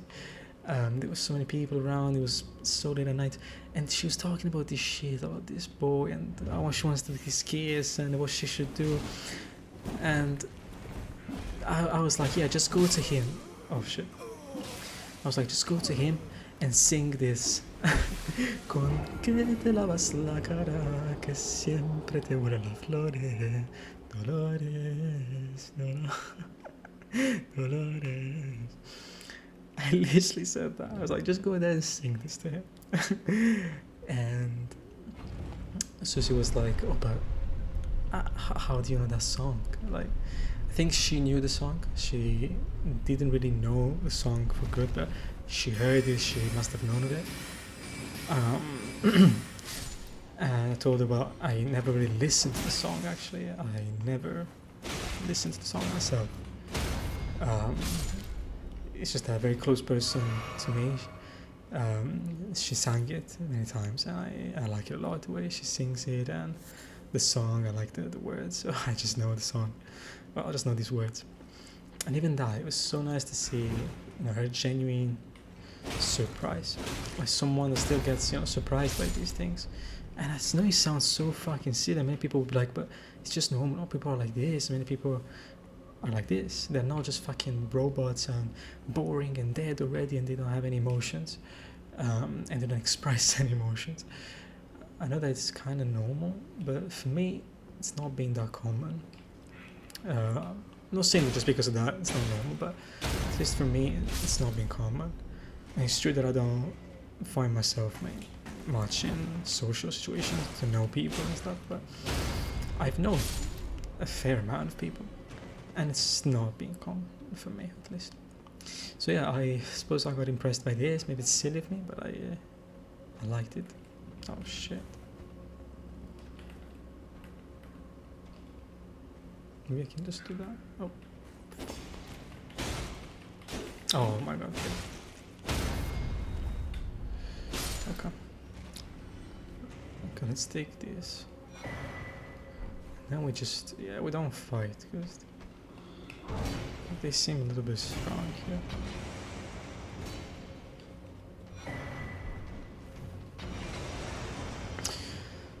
So yeah,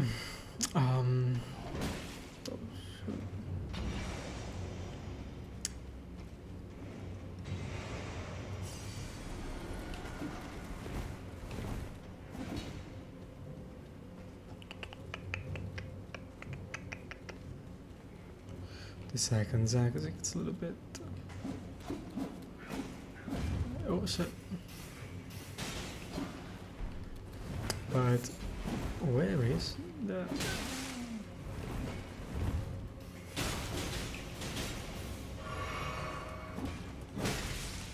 Listen. It's right there. But how do I get there? Maybe from here?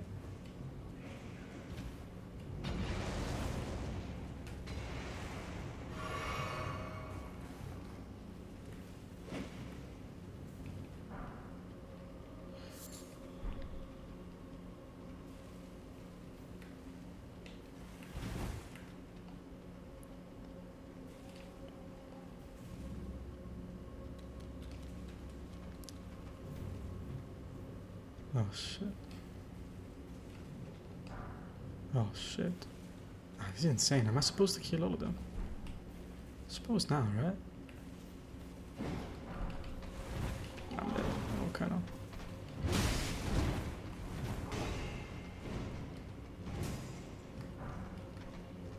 Fuck. This is crazy.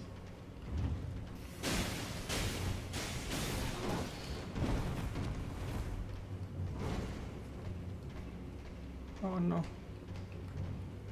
Oh no. No. Fuck. Okay.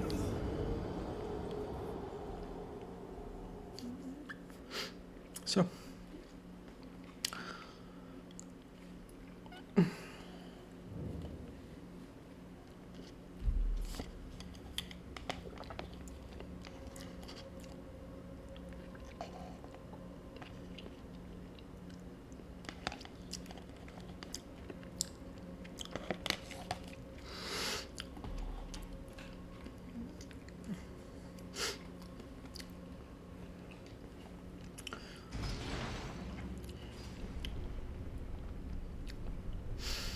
Yeah, so all these interactions were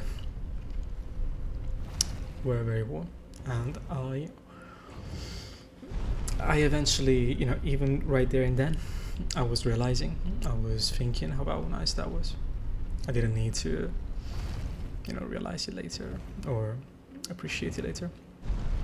I was liking it, and I was very open about it, especially.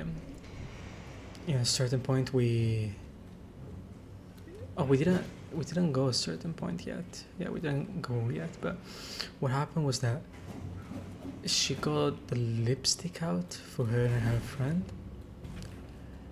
and she offered me to put it on, like to put it on me, and she knew, like I told her, I mentioned that I put lipstick on, and you know, makeup in general sometimes. I suppose that's why she offered in a way, but she offered it in such a natural way, and again, friendly way. I suppose I'm just repeating myself, but I just need to stress how she was to me there. in every gesture, not just once, not just 2 seconds, not just for some things, like the entire night. The few interactions, but not even just few, but the interactions we had, they all felt like that, they all seemed like that.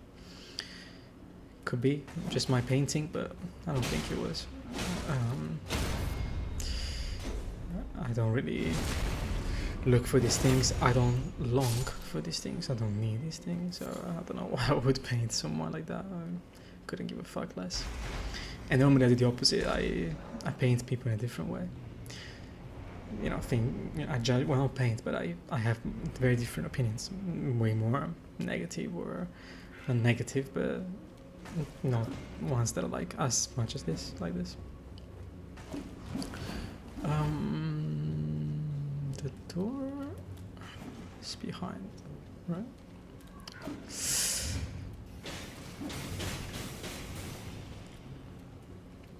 Oh shit.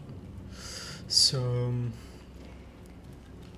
yeah, in this club it was already, you know, we were not talking so much, but yeah, she put this lipstick on me, and then if she put so much, it felt very like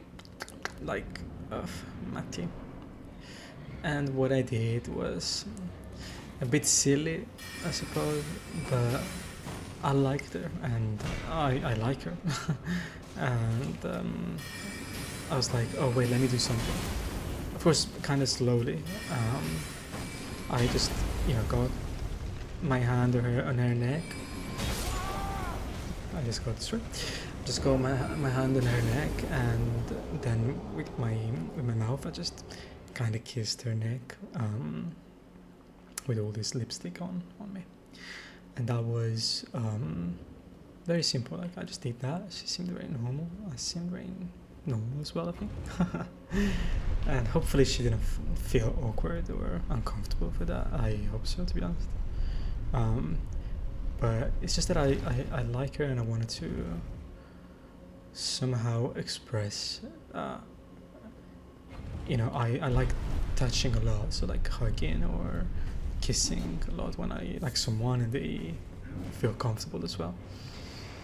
And I don't normally, like, it's very, very rare that I do the first step in starting to touch in whatever way. I don't hug, I don't kiss cheeks, I don't kiss unless the other person starts or they make it very clear that they would like that as well.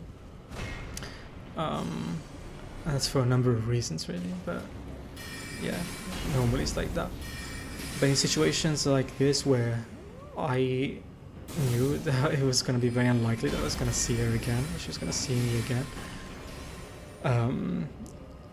in those situations sometimes maybe I do something that is not so appropriate, such as, you know, a kiss on the cheek or taking the initiative in a way.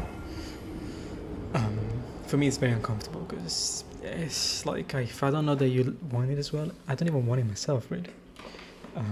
It's just that idea that maybe she wants it because she seems like, you know, to also feel nice with me and light, and because of that, for me it seems like a nice gesture as a part of all the gestures, like all the warm words, all the warm thoughts, the warm sharing.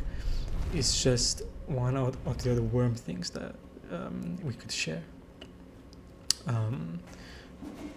And that was my thought process, really.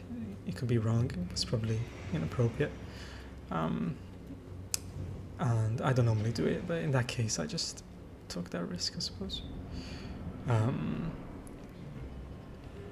Yeah, I should have apologized to some point, maybe, or explained all this, because usually I explain things, but with her I didn't really explain so much. Although, yeah, so this happened and nothing changed. We carried on being like that, friendly and stuff. Yo, suppose I'm not very focused, but what is this? Anyway, so what happened was that after that we split because the guys wanted to go somewhere else, and I suppose they wanted to go away from these girls. And for me it was all very sudden. I didn't understand that they were not going to come with us. I was like, oh, okay. When I realized it was too late, I didn't even say bye to her. And she messaged me on Instagram saying, oh, if you guys want to come or something like that, we are here, or yeah, tomorrow morning, if you want to see the bulls with us, we're gonna be in this place, and the guy will know, she said. And I said at that point, I said, well, look, I don't know if they want to see you guys, to be honest, but I would like to see you. I said it to her, and I said it to her very openly. And again, I know it could be cringe, it could be uncomfortable for the person. I really understand that. It's not like that I'm an idiot that doesn't realize certain things. Like, of course, I will never know how she felt and how people really feel, but I understand that certain behaviors, certain reactions are common in certain contexts, in certain moments, with certain sentences, certain movements, certain gestures, certain circumstances. So it's just common that you meet someone for the first time, maybe you don't even give a fuck so much, you're just friendly because you are in general, and then this boy says, oh, by the way, you're really nice, yeah, I really liked you. It's not something maybe you hear that commonly from a boy in an open way. But maybe for her it was very normal. You never know. But for me, like when I write those messages, I think of all these things. I think of the possibility that she could be weirded out, feel uncomfortable. She might think of me in a weird way, in a specific way, certain judgments. And I just take them. I'm like, okay, I'm risking that. But, I can explain. I can use my words. If she wants to laugh at me, she can laugh at me. If she wants to understand better, she can ask me and I answer. But there must be some kind of initiative. There must be some kind of openness, I think. And that's why I do that. So I start being open, even risking awkwardness, uncomfort, even risking all these things. I prefer to give it a start, give it a chance. So once I opened up like that, once I put my thoughts so openly, and in such a casual way as well, at least as casual as I could, just the way I felt, very normal, because to me it's not like a big deal, but I wanted to make sure she knew. So in that way, for me, it's like an opportunity for people to laugh, to judge, to ask, to answer, to insult, to do anything. That's what I did. So in the chat I said that, and she laughed a bit and she said, me too. And then I told her that I would have liked to see her again. If there was a chance, if we could organize something. And I don't remember what she answered, but it was a little bit, not really, but yeah, like, yeah, it would be nice, but no. And I don't really know what she thinks, but I've mentioned that, and I think I mentioned it again in one of our chats that followed in the days after, because we chatted just a bit on Instagram. And I mentioned it again that, something like, if I go to Madrid or something like that, I don't know exact words now, but it was about that. But then now it's been a long time since I heard of her and she heard of me, and I thought of her quite often, because despite the fact that I have many other thoughts, many other people to think about, many other things in my mind, quite often I think of her. And that's also because I kept on that chair over there where I put all my dirty clothes normally, or stuff in general. I kept that red scarf, I don't know how to call it, that red foulard that she knotted, and I didn't untie it, so I kept her knot, because because I just appreciate it a lot. I liked it as a memento, as a memory. So I have it under my eyes quite often, so it's also, I mean, it's not on purpose, so that I can think easily about these things without having to put too much effort as well, even though I like to put effort and think about it, in a way that requires effort. But at the same time, again, it's not something so beautiful or so important. It wasn't one of the craziest encounters of my life or anything like that. But I for me, it was kind of precious in a way, and for now, I'm trying to keep it a bit alive. And it's always going to be a memory that I will be glad to remember. And that's also why I'm narrating it.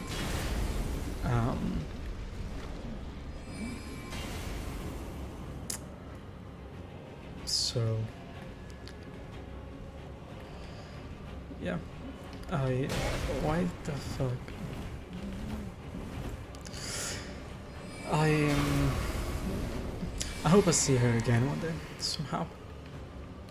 I don't think it will happen, but and I wish we could keep in contact somehow, without having to wait who knows when we could see each other. For me, it's always a tragedy when you lose a connection somehow that could have been nice, Again, it's not about, let's talk about this as well, but I don't really care, but I just want to make it clear, like, it's not about, having a relationship in a romantic way or fucking this girl or stuff like that. Like, even if, I don't know, she said, oh, let's fuck, I wouldn't even be able to because of the way I am and how my body reacts. Like, it's not about that at all. Just to make sure that this is clear for whoever listens to this. Again, I would like to have, to touch her, to have a sexual intercourse with her. I wouldn't mind. It's not about that. I like her as a person, so why not doing that as well? Of course, there's more things to say, to talk about, but that's the general idea. It's not like I'm close to that idea, or that is so important to me. And it's just not the main thing at all. It's just a side thing, like in every other thing. But I'm pointing it out just because, again, I don't know who is gonna listen to this. I keep talking as if I'm talking to an hybrid between myself from the future and an unknown person and Sophia. So it's kind of like a mix of things. So sometimes I point out things that I wouldn't point out to myself, but to a wider audience, and sometimes I don't point out things because I'm thinking I'm talking to myself. So, but yeah, in this case, I'm pointing out especially for those people. And yeah, I think in less than a month I have to go to Madrid for a night very quickly, just maybe half a day basically. And I'll ask her randomly if she is free that night. Hopefully I can see her and just talk a bit more with her. That possibility is really cool. That could happen. I would like that.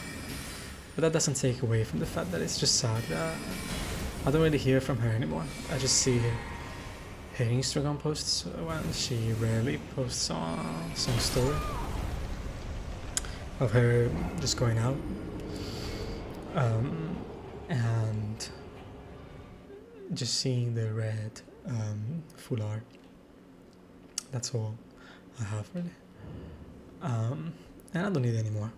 But it would be nice to, in another life or in this life, if we could have the time and the chance to actually know each other and actually be friendly for a long time, like be warm and light and talk in an open and light way, and just not having a connection that it doesn't require so many steps and so much so many hurdles, and not that I'm against those, but the fact that you already have something that is already feels light to me is like, that's nice. not nicer than things that you have to maybe put effort for, but in an equal manner. It's nice. And that is all. That's the parenthesis, this girl of that night, which is the highlight of that night, really. It's the only reason why I enjoyed that night so much. The fact that I liked this girl. And the fact that she seemed to feel comfortable, to feel open. She could laugh at me, make the comments she wanted to make, laugh with me, say some things that maybe she wouldn't have said. At some point I said, you know that at least you know that I'm not gonna lie to you, right? And she responded like, yeah, actually that's true. I know you're not gonna lie to me, so you're just being open. And that's insane if you think, right? Like, how many times in your life you can go to a person feeling, actually, I know you're not lying to me, and you've spoken to that person like for half an hour, not even. So I'm happy that I could give that to her at least. That sensation. Maybe for her it's very basic and it's very common, but for me it's something that I would classify as special and rare. But yeah. So for the rest of the night, of course we left the girls, and what we did was basically going to sleep in the car for an hour, because it was 6 o'clock. No, it was 7 o'clock, and at 8 there was going to be... It was either 6 o'clock and at 7 there were going to be the bulls, or it was 7 o'clock and at 8 there were going to be the bulls. One of the two. So what they did, they went to sleep for an hour, and I was like, I don't know about this, chief, but they still did, and I did as well. And my phone had died hours before, so I couldn't answer any of the messages that I wanted to answer. Of course I was thinking of those throughout the night, and about all the other things that I usually think about, of course, but I don't need to describe those. And yeah, so we went to sleep, and I put an alarm, because my phone had 1% charge, and I kept it in flight mode, and I put an alarm, and I kept that alarm because my phone actually died at 11 o'clock the day after, because it just stayed in 1% all that time. Don't know how or why, but yeah, so we managed to wake up 15 minutes. Oh fuck, I'm dead. Oh, I'm not dead. 15 minutes before, but by the time I woke up the other boy, that Mirko, because the others didn't wake up, the other two were sleeping in the park, getting eaten by the mosquitoes. It was insane. It was insane, the amount of mosquitoes they had. And the other boy in the car just woke up and then went to sleep in like a demonic way. And so me and Mirko decided like, oh, let's go, because we're not gonna see them if we don't run, like, because we were where we parked the car, which was a little bit far from the city center, and we ran. We had just woken up after not even an hour of sleep, and we ran to see these fucking toros. And we were dying. We were dying, and in reality, we were not gonna run with the tortoise, because that's what it's called, like the corrida, right? You're supposed to run from the tortoise. We were not gonna do that. It's fucking dangerous, even though we thought about it. But instead, we run to see them. So we were like dying, like sweating, and then we could hear all this noise, but we couldn't get close. We saw the police and everything. Then we asked some people, because we managed to arrive there by 8, 1 minute past 8, 2 minutes past 8. We're right there, but it was already finished. It lasts so little. We heard the bank that started it, we heard everything, we were there, but we couldn't see the stars. But it was fun. I think that was nice as well. We could run like that, me and Mirko, and try to see these toros, and didn't work through the streets in the morning light, with the sensation of tiredness, but this strength to go and see these toros. And that's pretty much it. After that, we went to a lake. I was a little bit tired. I didn't do much. Just walked around. They went to the lake, and then we went back home. Pretty much it. That's it. I wanted to narrate this mainly because of that girl, really. That's why there's maybe another few things that I could mention at the night, some thoughts that I had about other people and stuff, but they are not the thing that I wanted to narrate, so I just focused on that mainly. And that's all. That is all. Hopefully I've mentioned all the memories I could remember with this girl in the conversations. Not much, because I don't remember many details. But I remember I took some pictures of her. Well, I didn't take pictures of her. I took pictures of the people sleeping, and she put herself in the picture in a silly way. And first I was like, no, move. And then I was like, oh no, actually, go back in. So that I could take a picture of her. And yeah. And what else? Nothing. Nothing that I can think of right now. I will see if I remember further.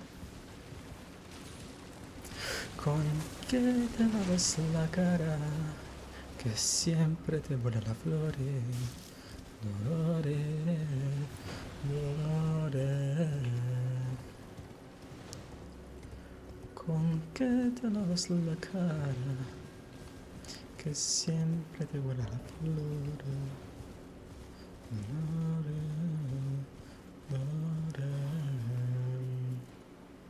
Itanito, Itanito. After singing it to her like that, I actually then went and listened to the actual song. It's pretty cute. But she doesn't sing, when she says La Cara, she doesn't sing it in a harmonic way. She sings it in a way that is oh shit. The way that it's weird, like she says, Con que te lavas la cara, like something like this, not la cara. It's more like la cara. It's weird. I'll do it better another day. I'll practice more.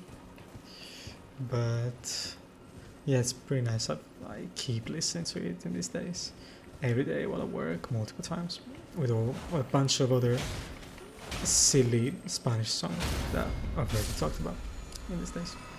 Well, in these other episodes. And yeah. The Beast Eye Queers.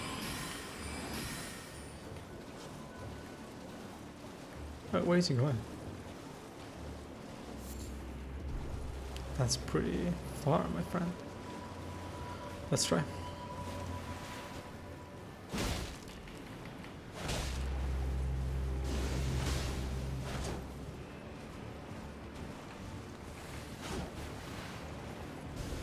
What's that? Gitanita, gitanita. Oh, did I interrupt you someone? Fuck. I should have not come here with no flasks, right?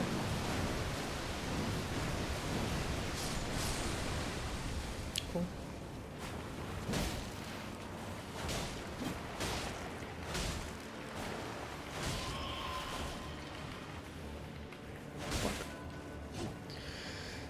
Con que te lavas la cara, que siempre te da la flor.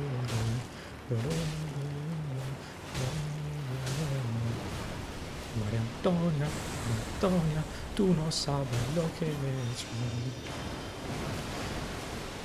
No, primo something, porque era un forastero. María Antonia, María Antonia, María Antonia.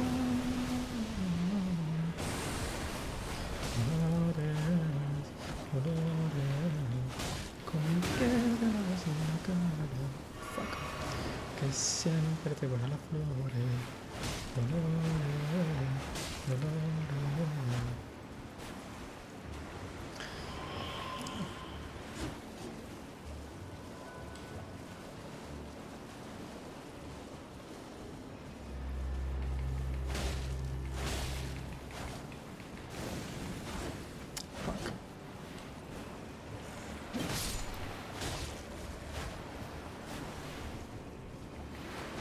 Ah, fuck. Okay, he didn't hit me. That's good. Nita, Nita, Nita, Nita.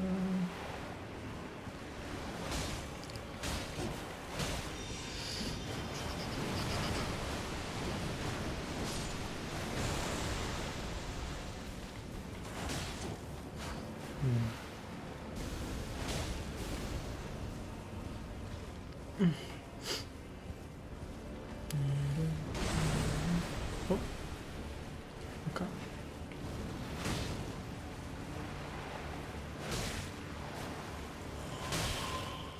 Okay. Where is he? Oh, down there.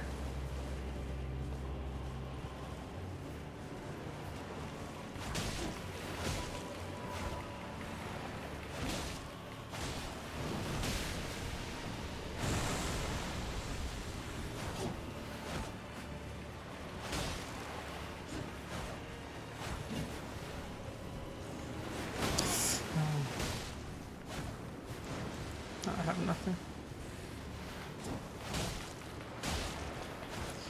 Tu non sabes lo che he hecho. Porque era un forastero. Maria Antonia, Maria Antonia, Maria Antonia. And she literally in the video, it's black and white and stuff, and the microphone she uses, she literally breaks it. Like when she says Maria Antonia, it sounds like as if she didn't sing it properly, but I think it's just the microphone that cannot keep up. Oh, I won. Nice. Tu non sabes lo que he hecho. Oh, that's why the eye was moving, because he gave me one of the things to bring to that wolf. Okay. Oh. Oh shit. Oh she's there. I suppose I'm going down there now.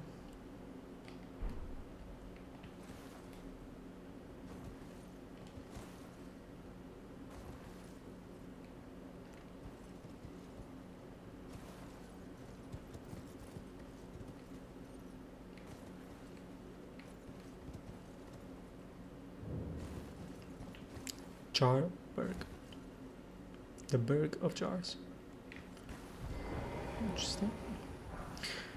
I remember pretty well, not so well, but a few things.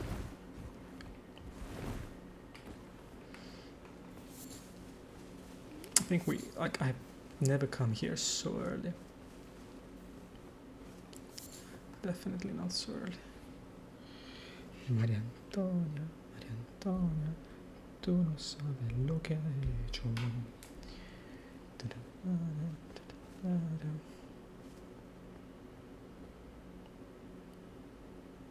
Hello, cuz.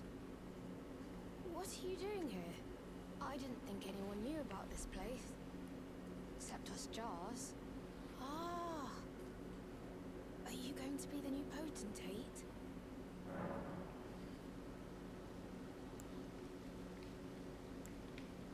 Gosh. Truly. That's wonderful news. It's not easy being potentate, though. I know. Show me your hands.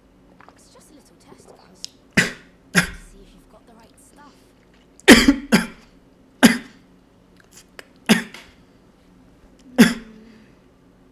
Your skin isn't so smooth, is it? You need slick, slidey hands to be potentate, you know? I'm sorry, cuz.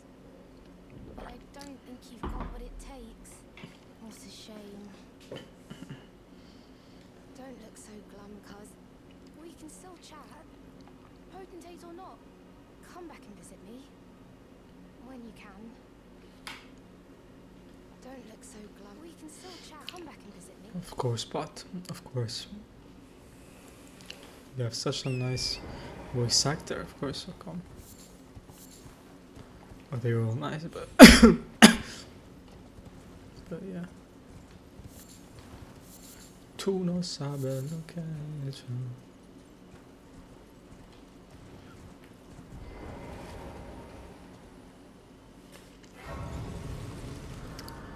Let's rest a sec.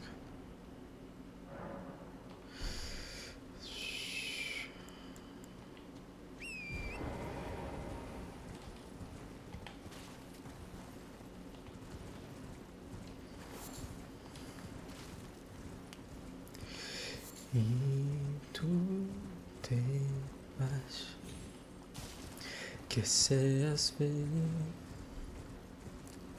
te olvidarás de lo que fui. Y yo en mi ventana veré la mañana vestirse de gris. Y tú te vas, que seas feliz, te olvidarás de lo que fui. Charbairn. Y yo en mi ventana veré la mañana vestirse de gris. Yo te di la luz de mis ojos, mis noches de miel. Something, something.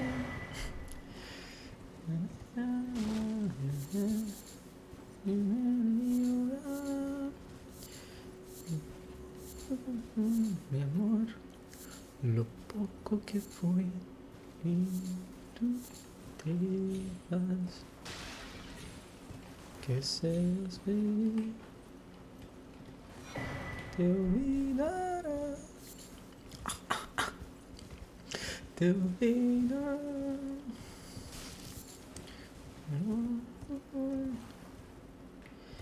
Yo en mi ventana veré la mañana vestirse de gris. It's so beautiful with all these flowers and colors that I'm just stealing, but it's fine. They'll grow back. They're everywhere. Vestirse de gris. You don't talk to you. Bleeding jar shard. We have a few things to read, right?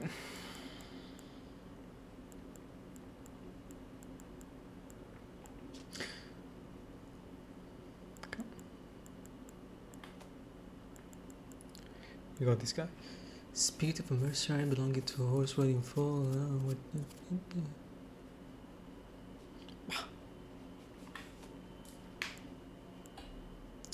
Leading jar shard. Did we read this? Michaela's lily. A delicate water lily of an unalloyed gold that has started fading. Well, I think I have. A flower signifying faith in the alec tree. Thought to be beloved by the Imperial Michaela Inez Yauf. Michelona. Oh. A fragment of a living jar, hardened after its death. Material used for crafting. Such fragments command a high price due to the magical power locked within. This leaves the living jars unfortunate targets for poachers.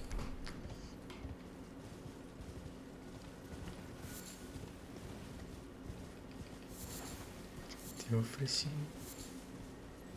la luz de mis ojos,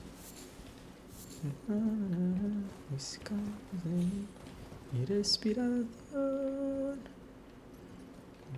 Amanecer, viene mi hora. Lo poco que fue, mi amor, lo poco que fue. I don't think there's much more here, right?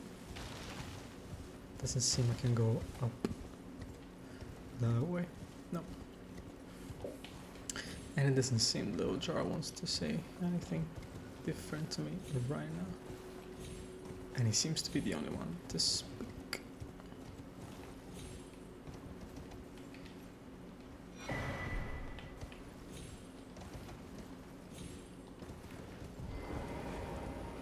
Oh, hello again, cuz. I'm happy you came back. I have good tidings for you, cuz. Have you noticed the rare flowers growing in this village? I asked the villagers if you could pick some of them, and they said you'd be very welcome. Go on, cuz. You really should pick some of our flowers. Who knows? They might be of some use. Go on, Kaz. Who knows? What a nice spot. What a nice spot you are.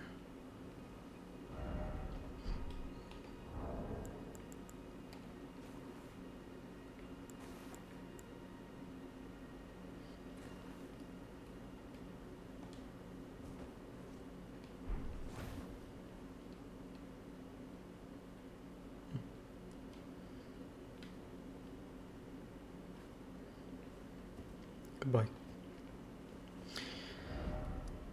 Let's go back. Fuck, there's no grace here? Come on. How many have I missed? I'm gonna focus a little bit more on the game now. My head was somewhere else.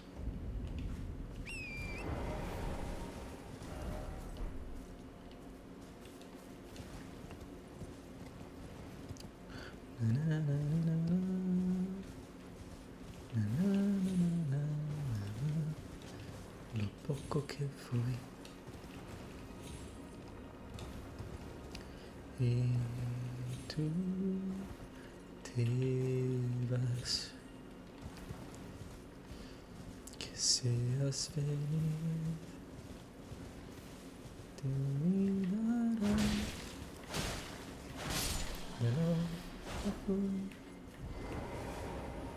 Yo en mi ventana veré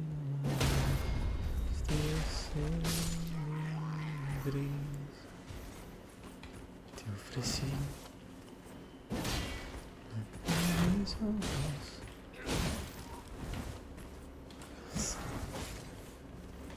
Oh my god. Listen. No. Wait a second. Okay. Wait a second. Okay. Nice.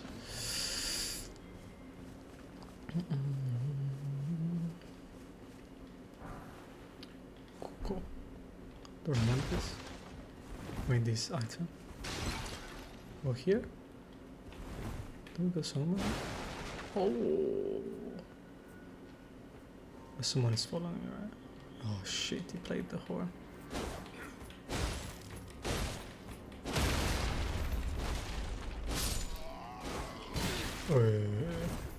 Go and play your horn. Oh, how many of you are there?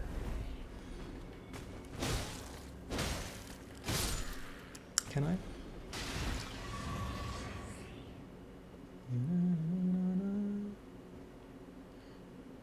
El canto de mi gorrión y un poco de pan y tú te vas, que seas feliz, te olvidarás de lo que fue. Y yo en mi ventana veré la mañana vestirse de gris. Oh shit. Another one. Two fingers heirloom.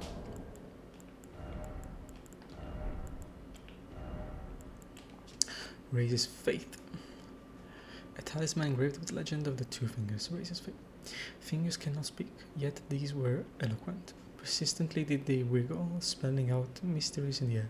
Thus did we gain the words of our faith. Interesting. So, we've got these runes done.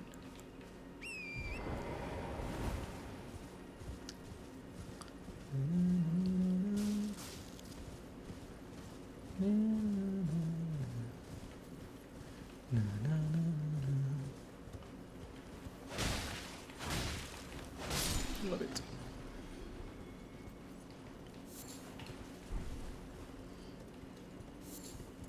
Nothing. Only donations. Only the worst of the worst dogs. What is this music?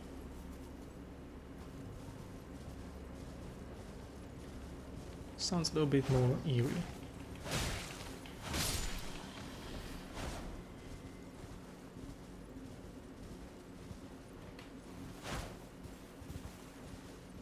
I remember the sound. Oh, how the fuck are you here? In the middle of nowhere. Oh no. Wait.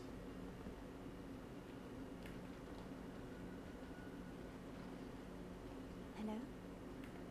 Is someone there? Would you donate any sugary grapes in your possession to me? I'm on a pilgrimage in search of the distant light, and when I eat one of those grapes, I can feel the light in the back of my eyes.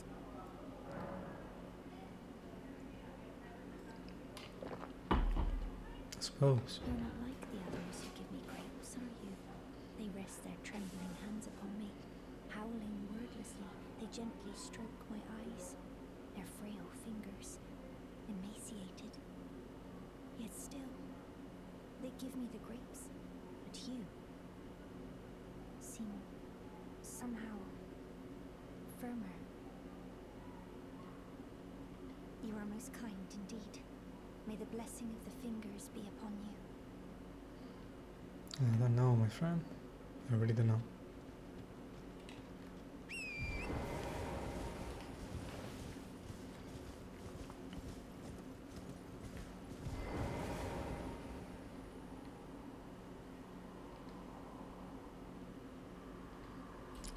There we go. Doesn't seem nice. This rain seems so real.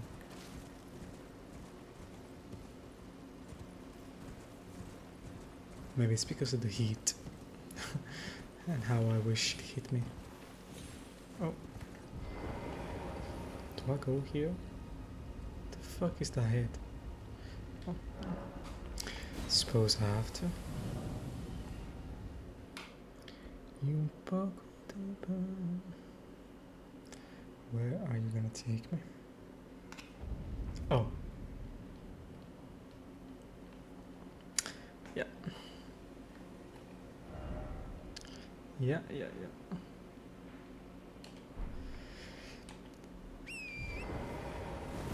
I suppose we've arrived.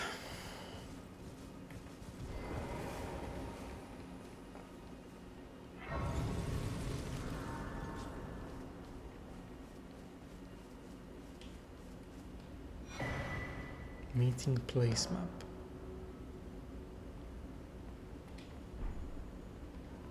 You cannot proceed without a clean stone key. Well, we need the key the guy talked about to enter Real Lucario. But let's see, we found a map that is not the real map. It's like not for the usual map we find. It's more simple map, we called it. Meeting place. But where?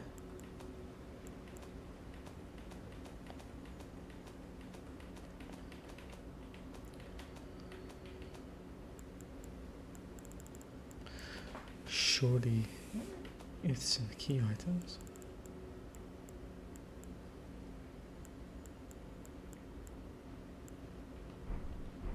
Check your inventory. That's what he said, right?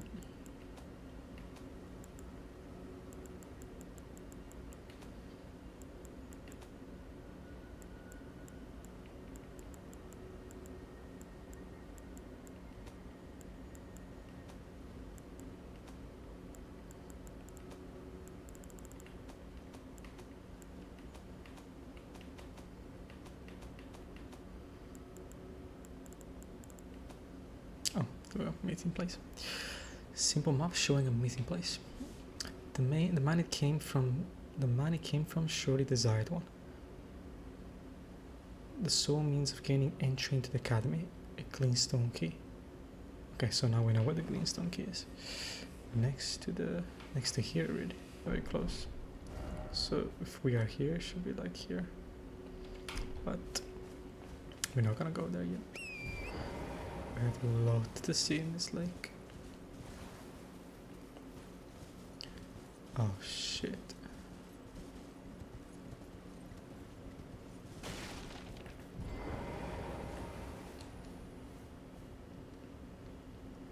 Oh, we're supposed to come from the other direction.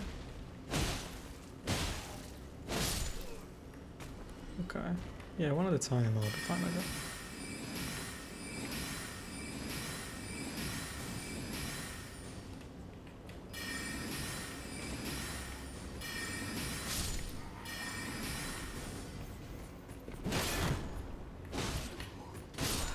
Very resistant. Or it's just me being very weak.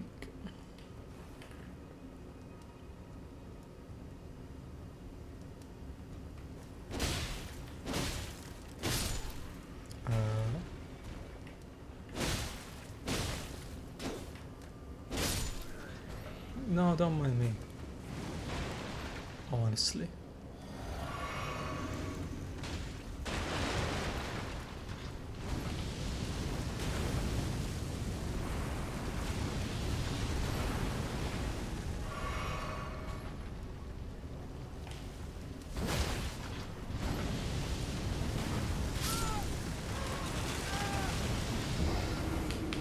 I have to hit it from behind.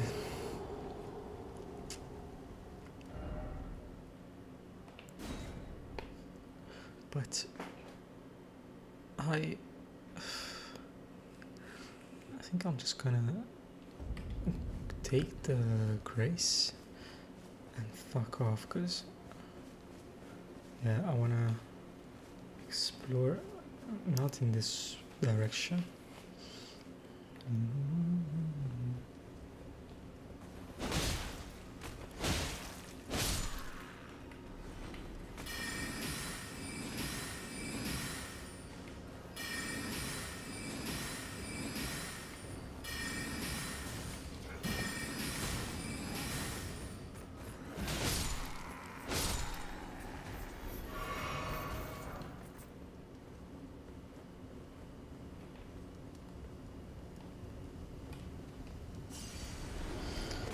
Oh, let's get it up.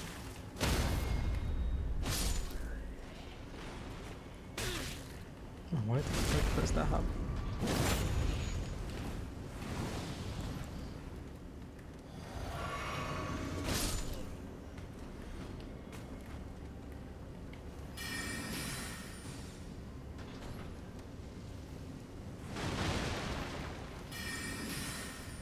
Okay, just from behind base.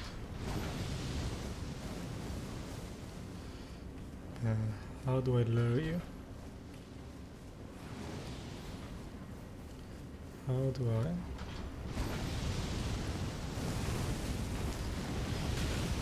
Not really fair, is it?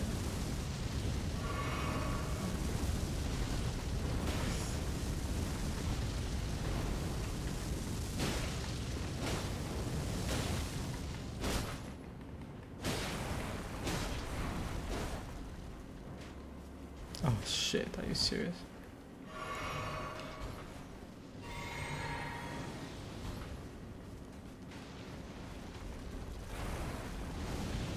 I don't think so.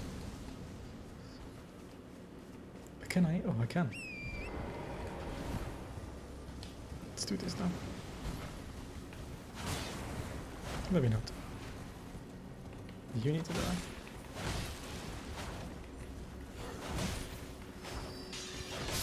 Oh no.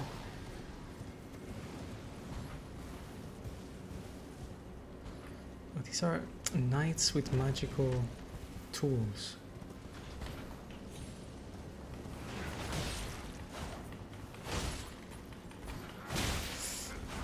I have stamina.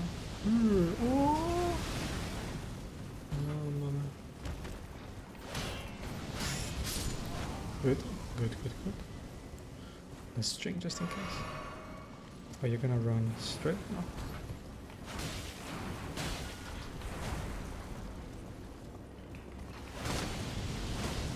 Yeah. Yeah. No. Come on. You're almost dead. Oh. Fine person. Come. Well, since we're here, let's have a quick look around.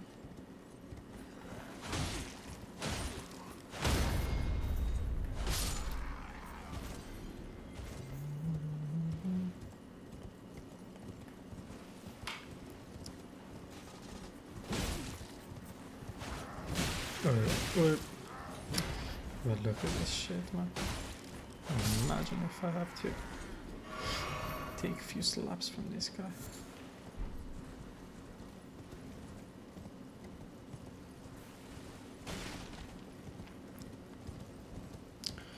Un poco de pan. I heard the little animal going around.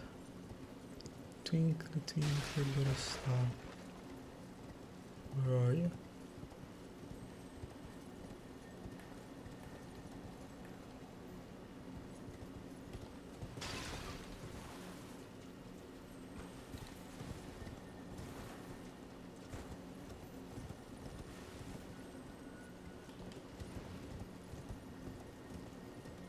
These houses are pretty adorable.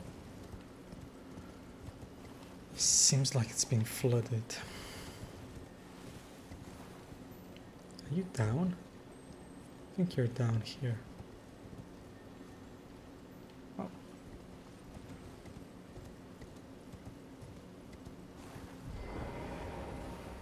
You, please, I can read them. Your fingers, please, your fingers. Oh, bless you.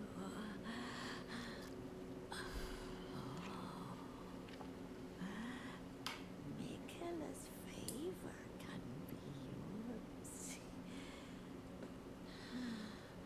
Slaughter, slaughter, slaughter. The all-hearing slaughtered. But alas, it was for naught. But all you need do is snatch it from the big pot. Pity the poor, poor fool.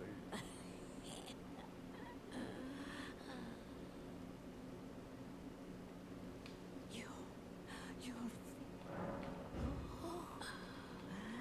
Michael. What the fuck? I never heard of this. Like, I don't remember this dialogue. Not that I probably not heard all of them, but Academy Gate Town.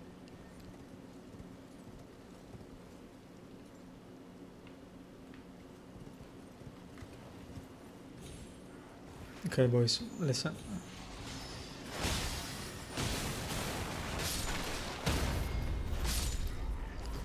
Exactly. Oh no.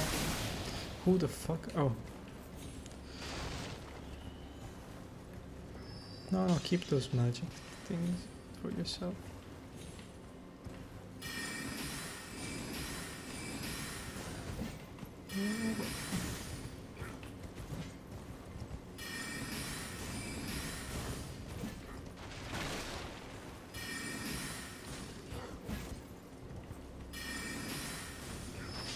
No.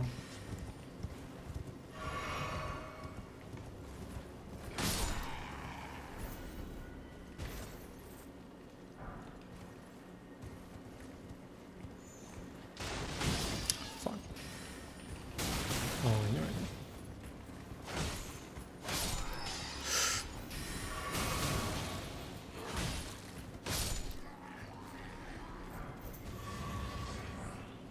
Okay, I think we should be safe now.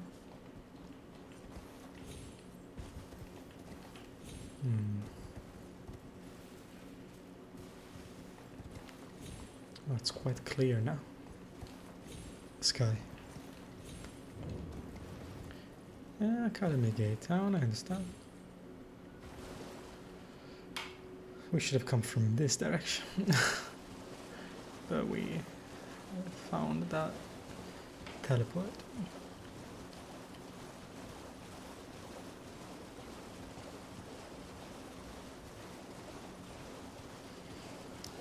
Let's see if we can find the map, yeah. And then we go back from where we come to kind of go in the actual direction. What the fuck are you?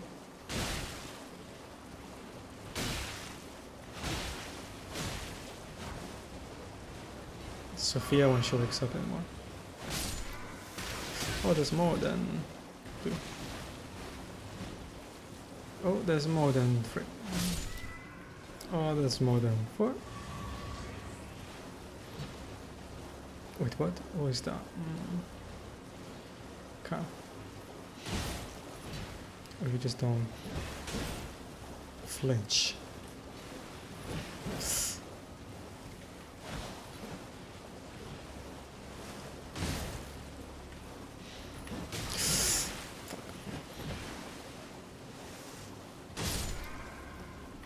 You're still alive.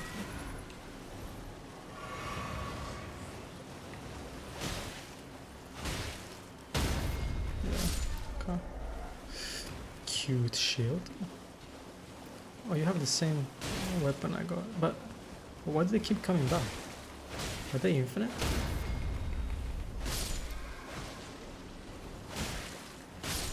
Are they spawning from the lake?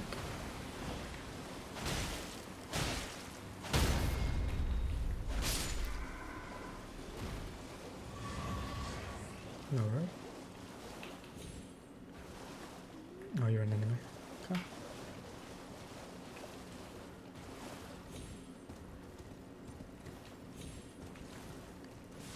Fuck.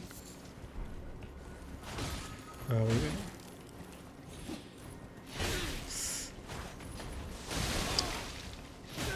I don't like this place.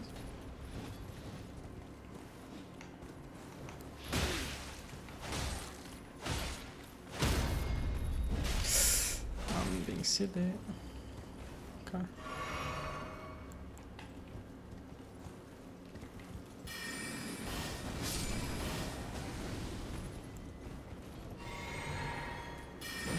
What the fuck?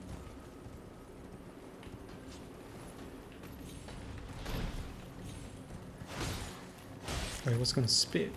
That's disgusting. Keep that spit for yourself, boy.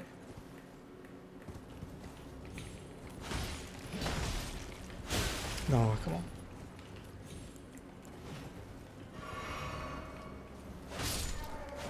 Oof. There's treasure.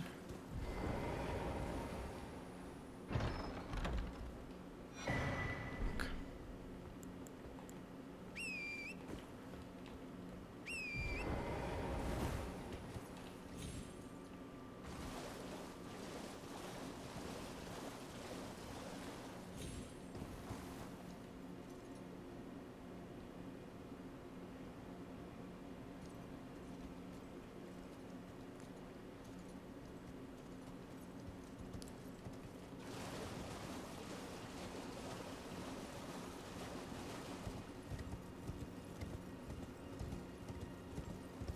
Oh, that's the finger with the crown.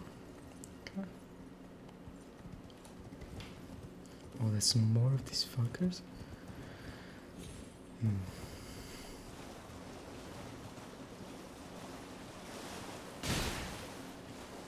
Not gonna waste my time on you now.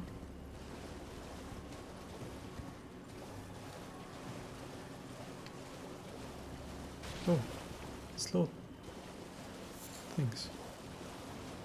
Oh, fuck, there's more of them.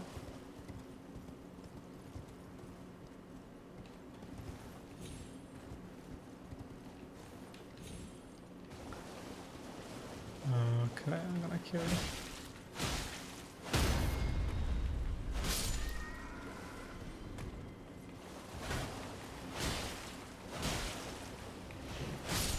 Okay. Very good. They're blue.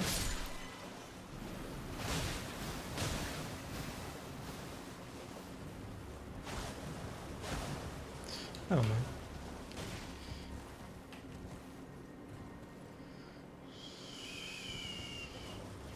Corpse.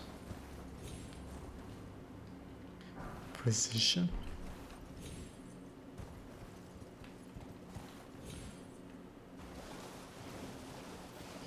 But where's a grace, man? Come on. Just give me a grace. Oh, the map. Oh, it's there. It's around here.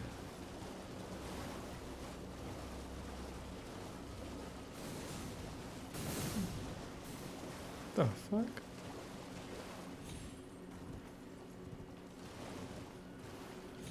It's literally going down in the lake, this place. Oh, there we go.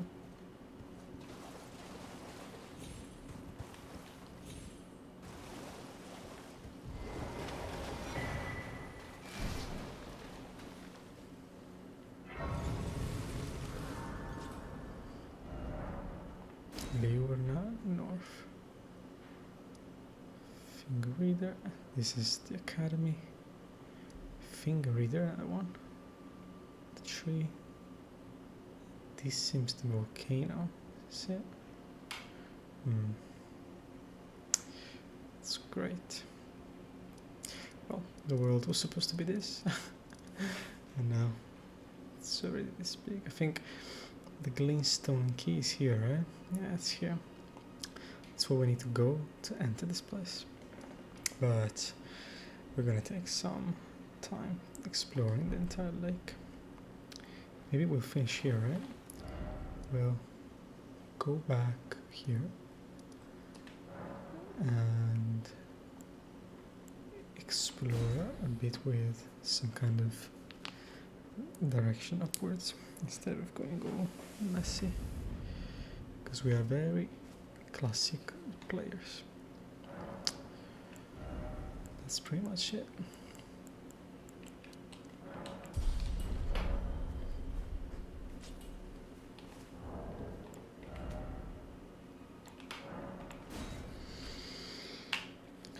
Great, I can finally get naked. I'm dying of. I can open the fucking window. Oh.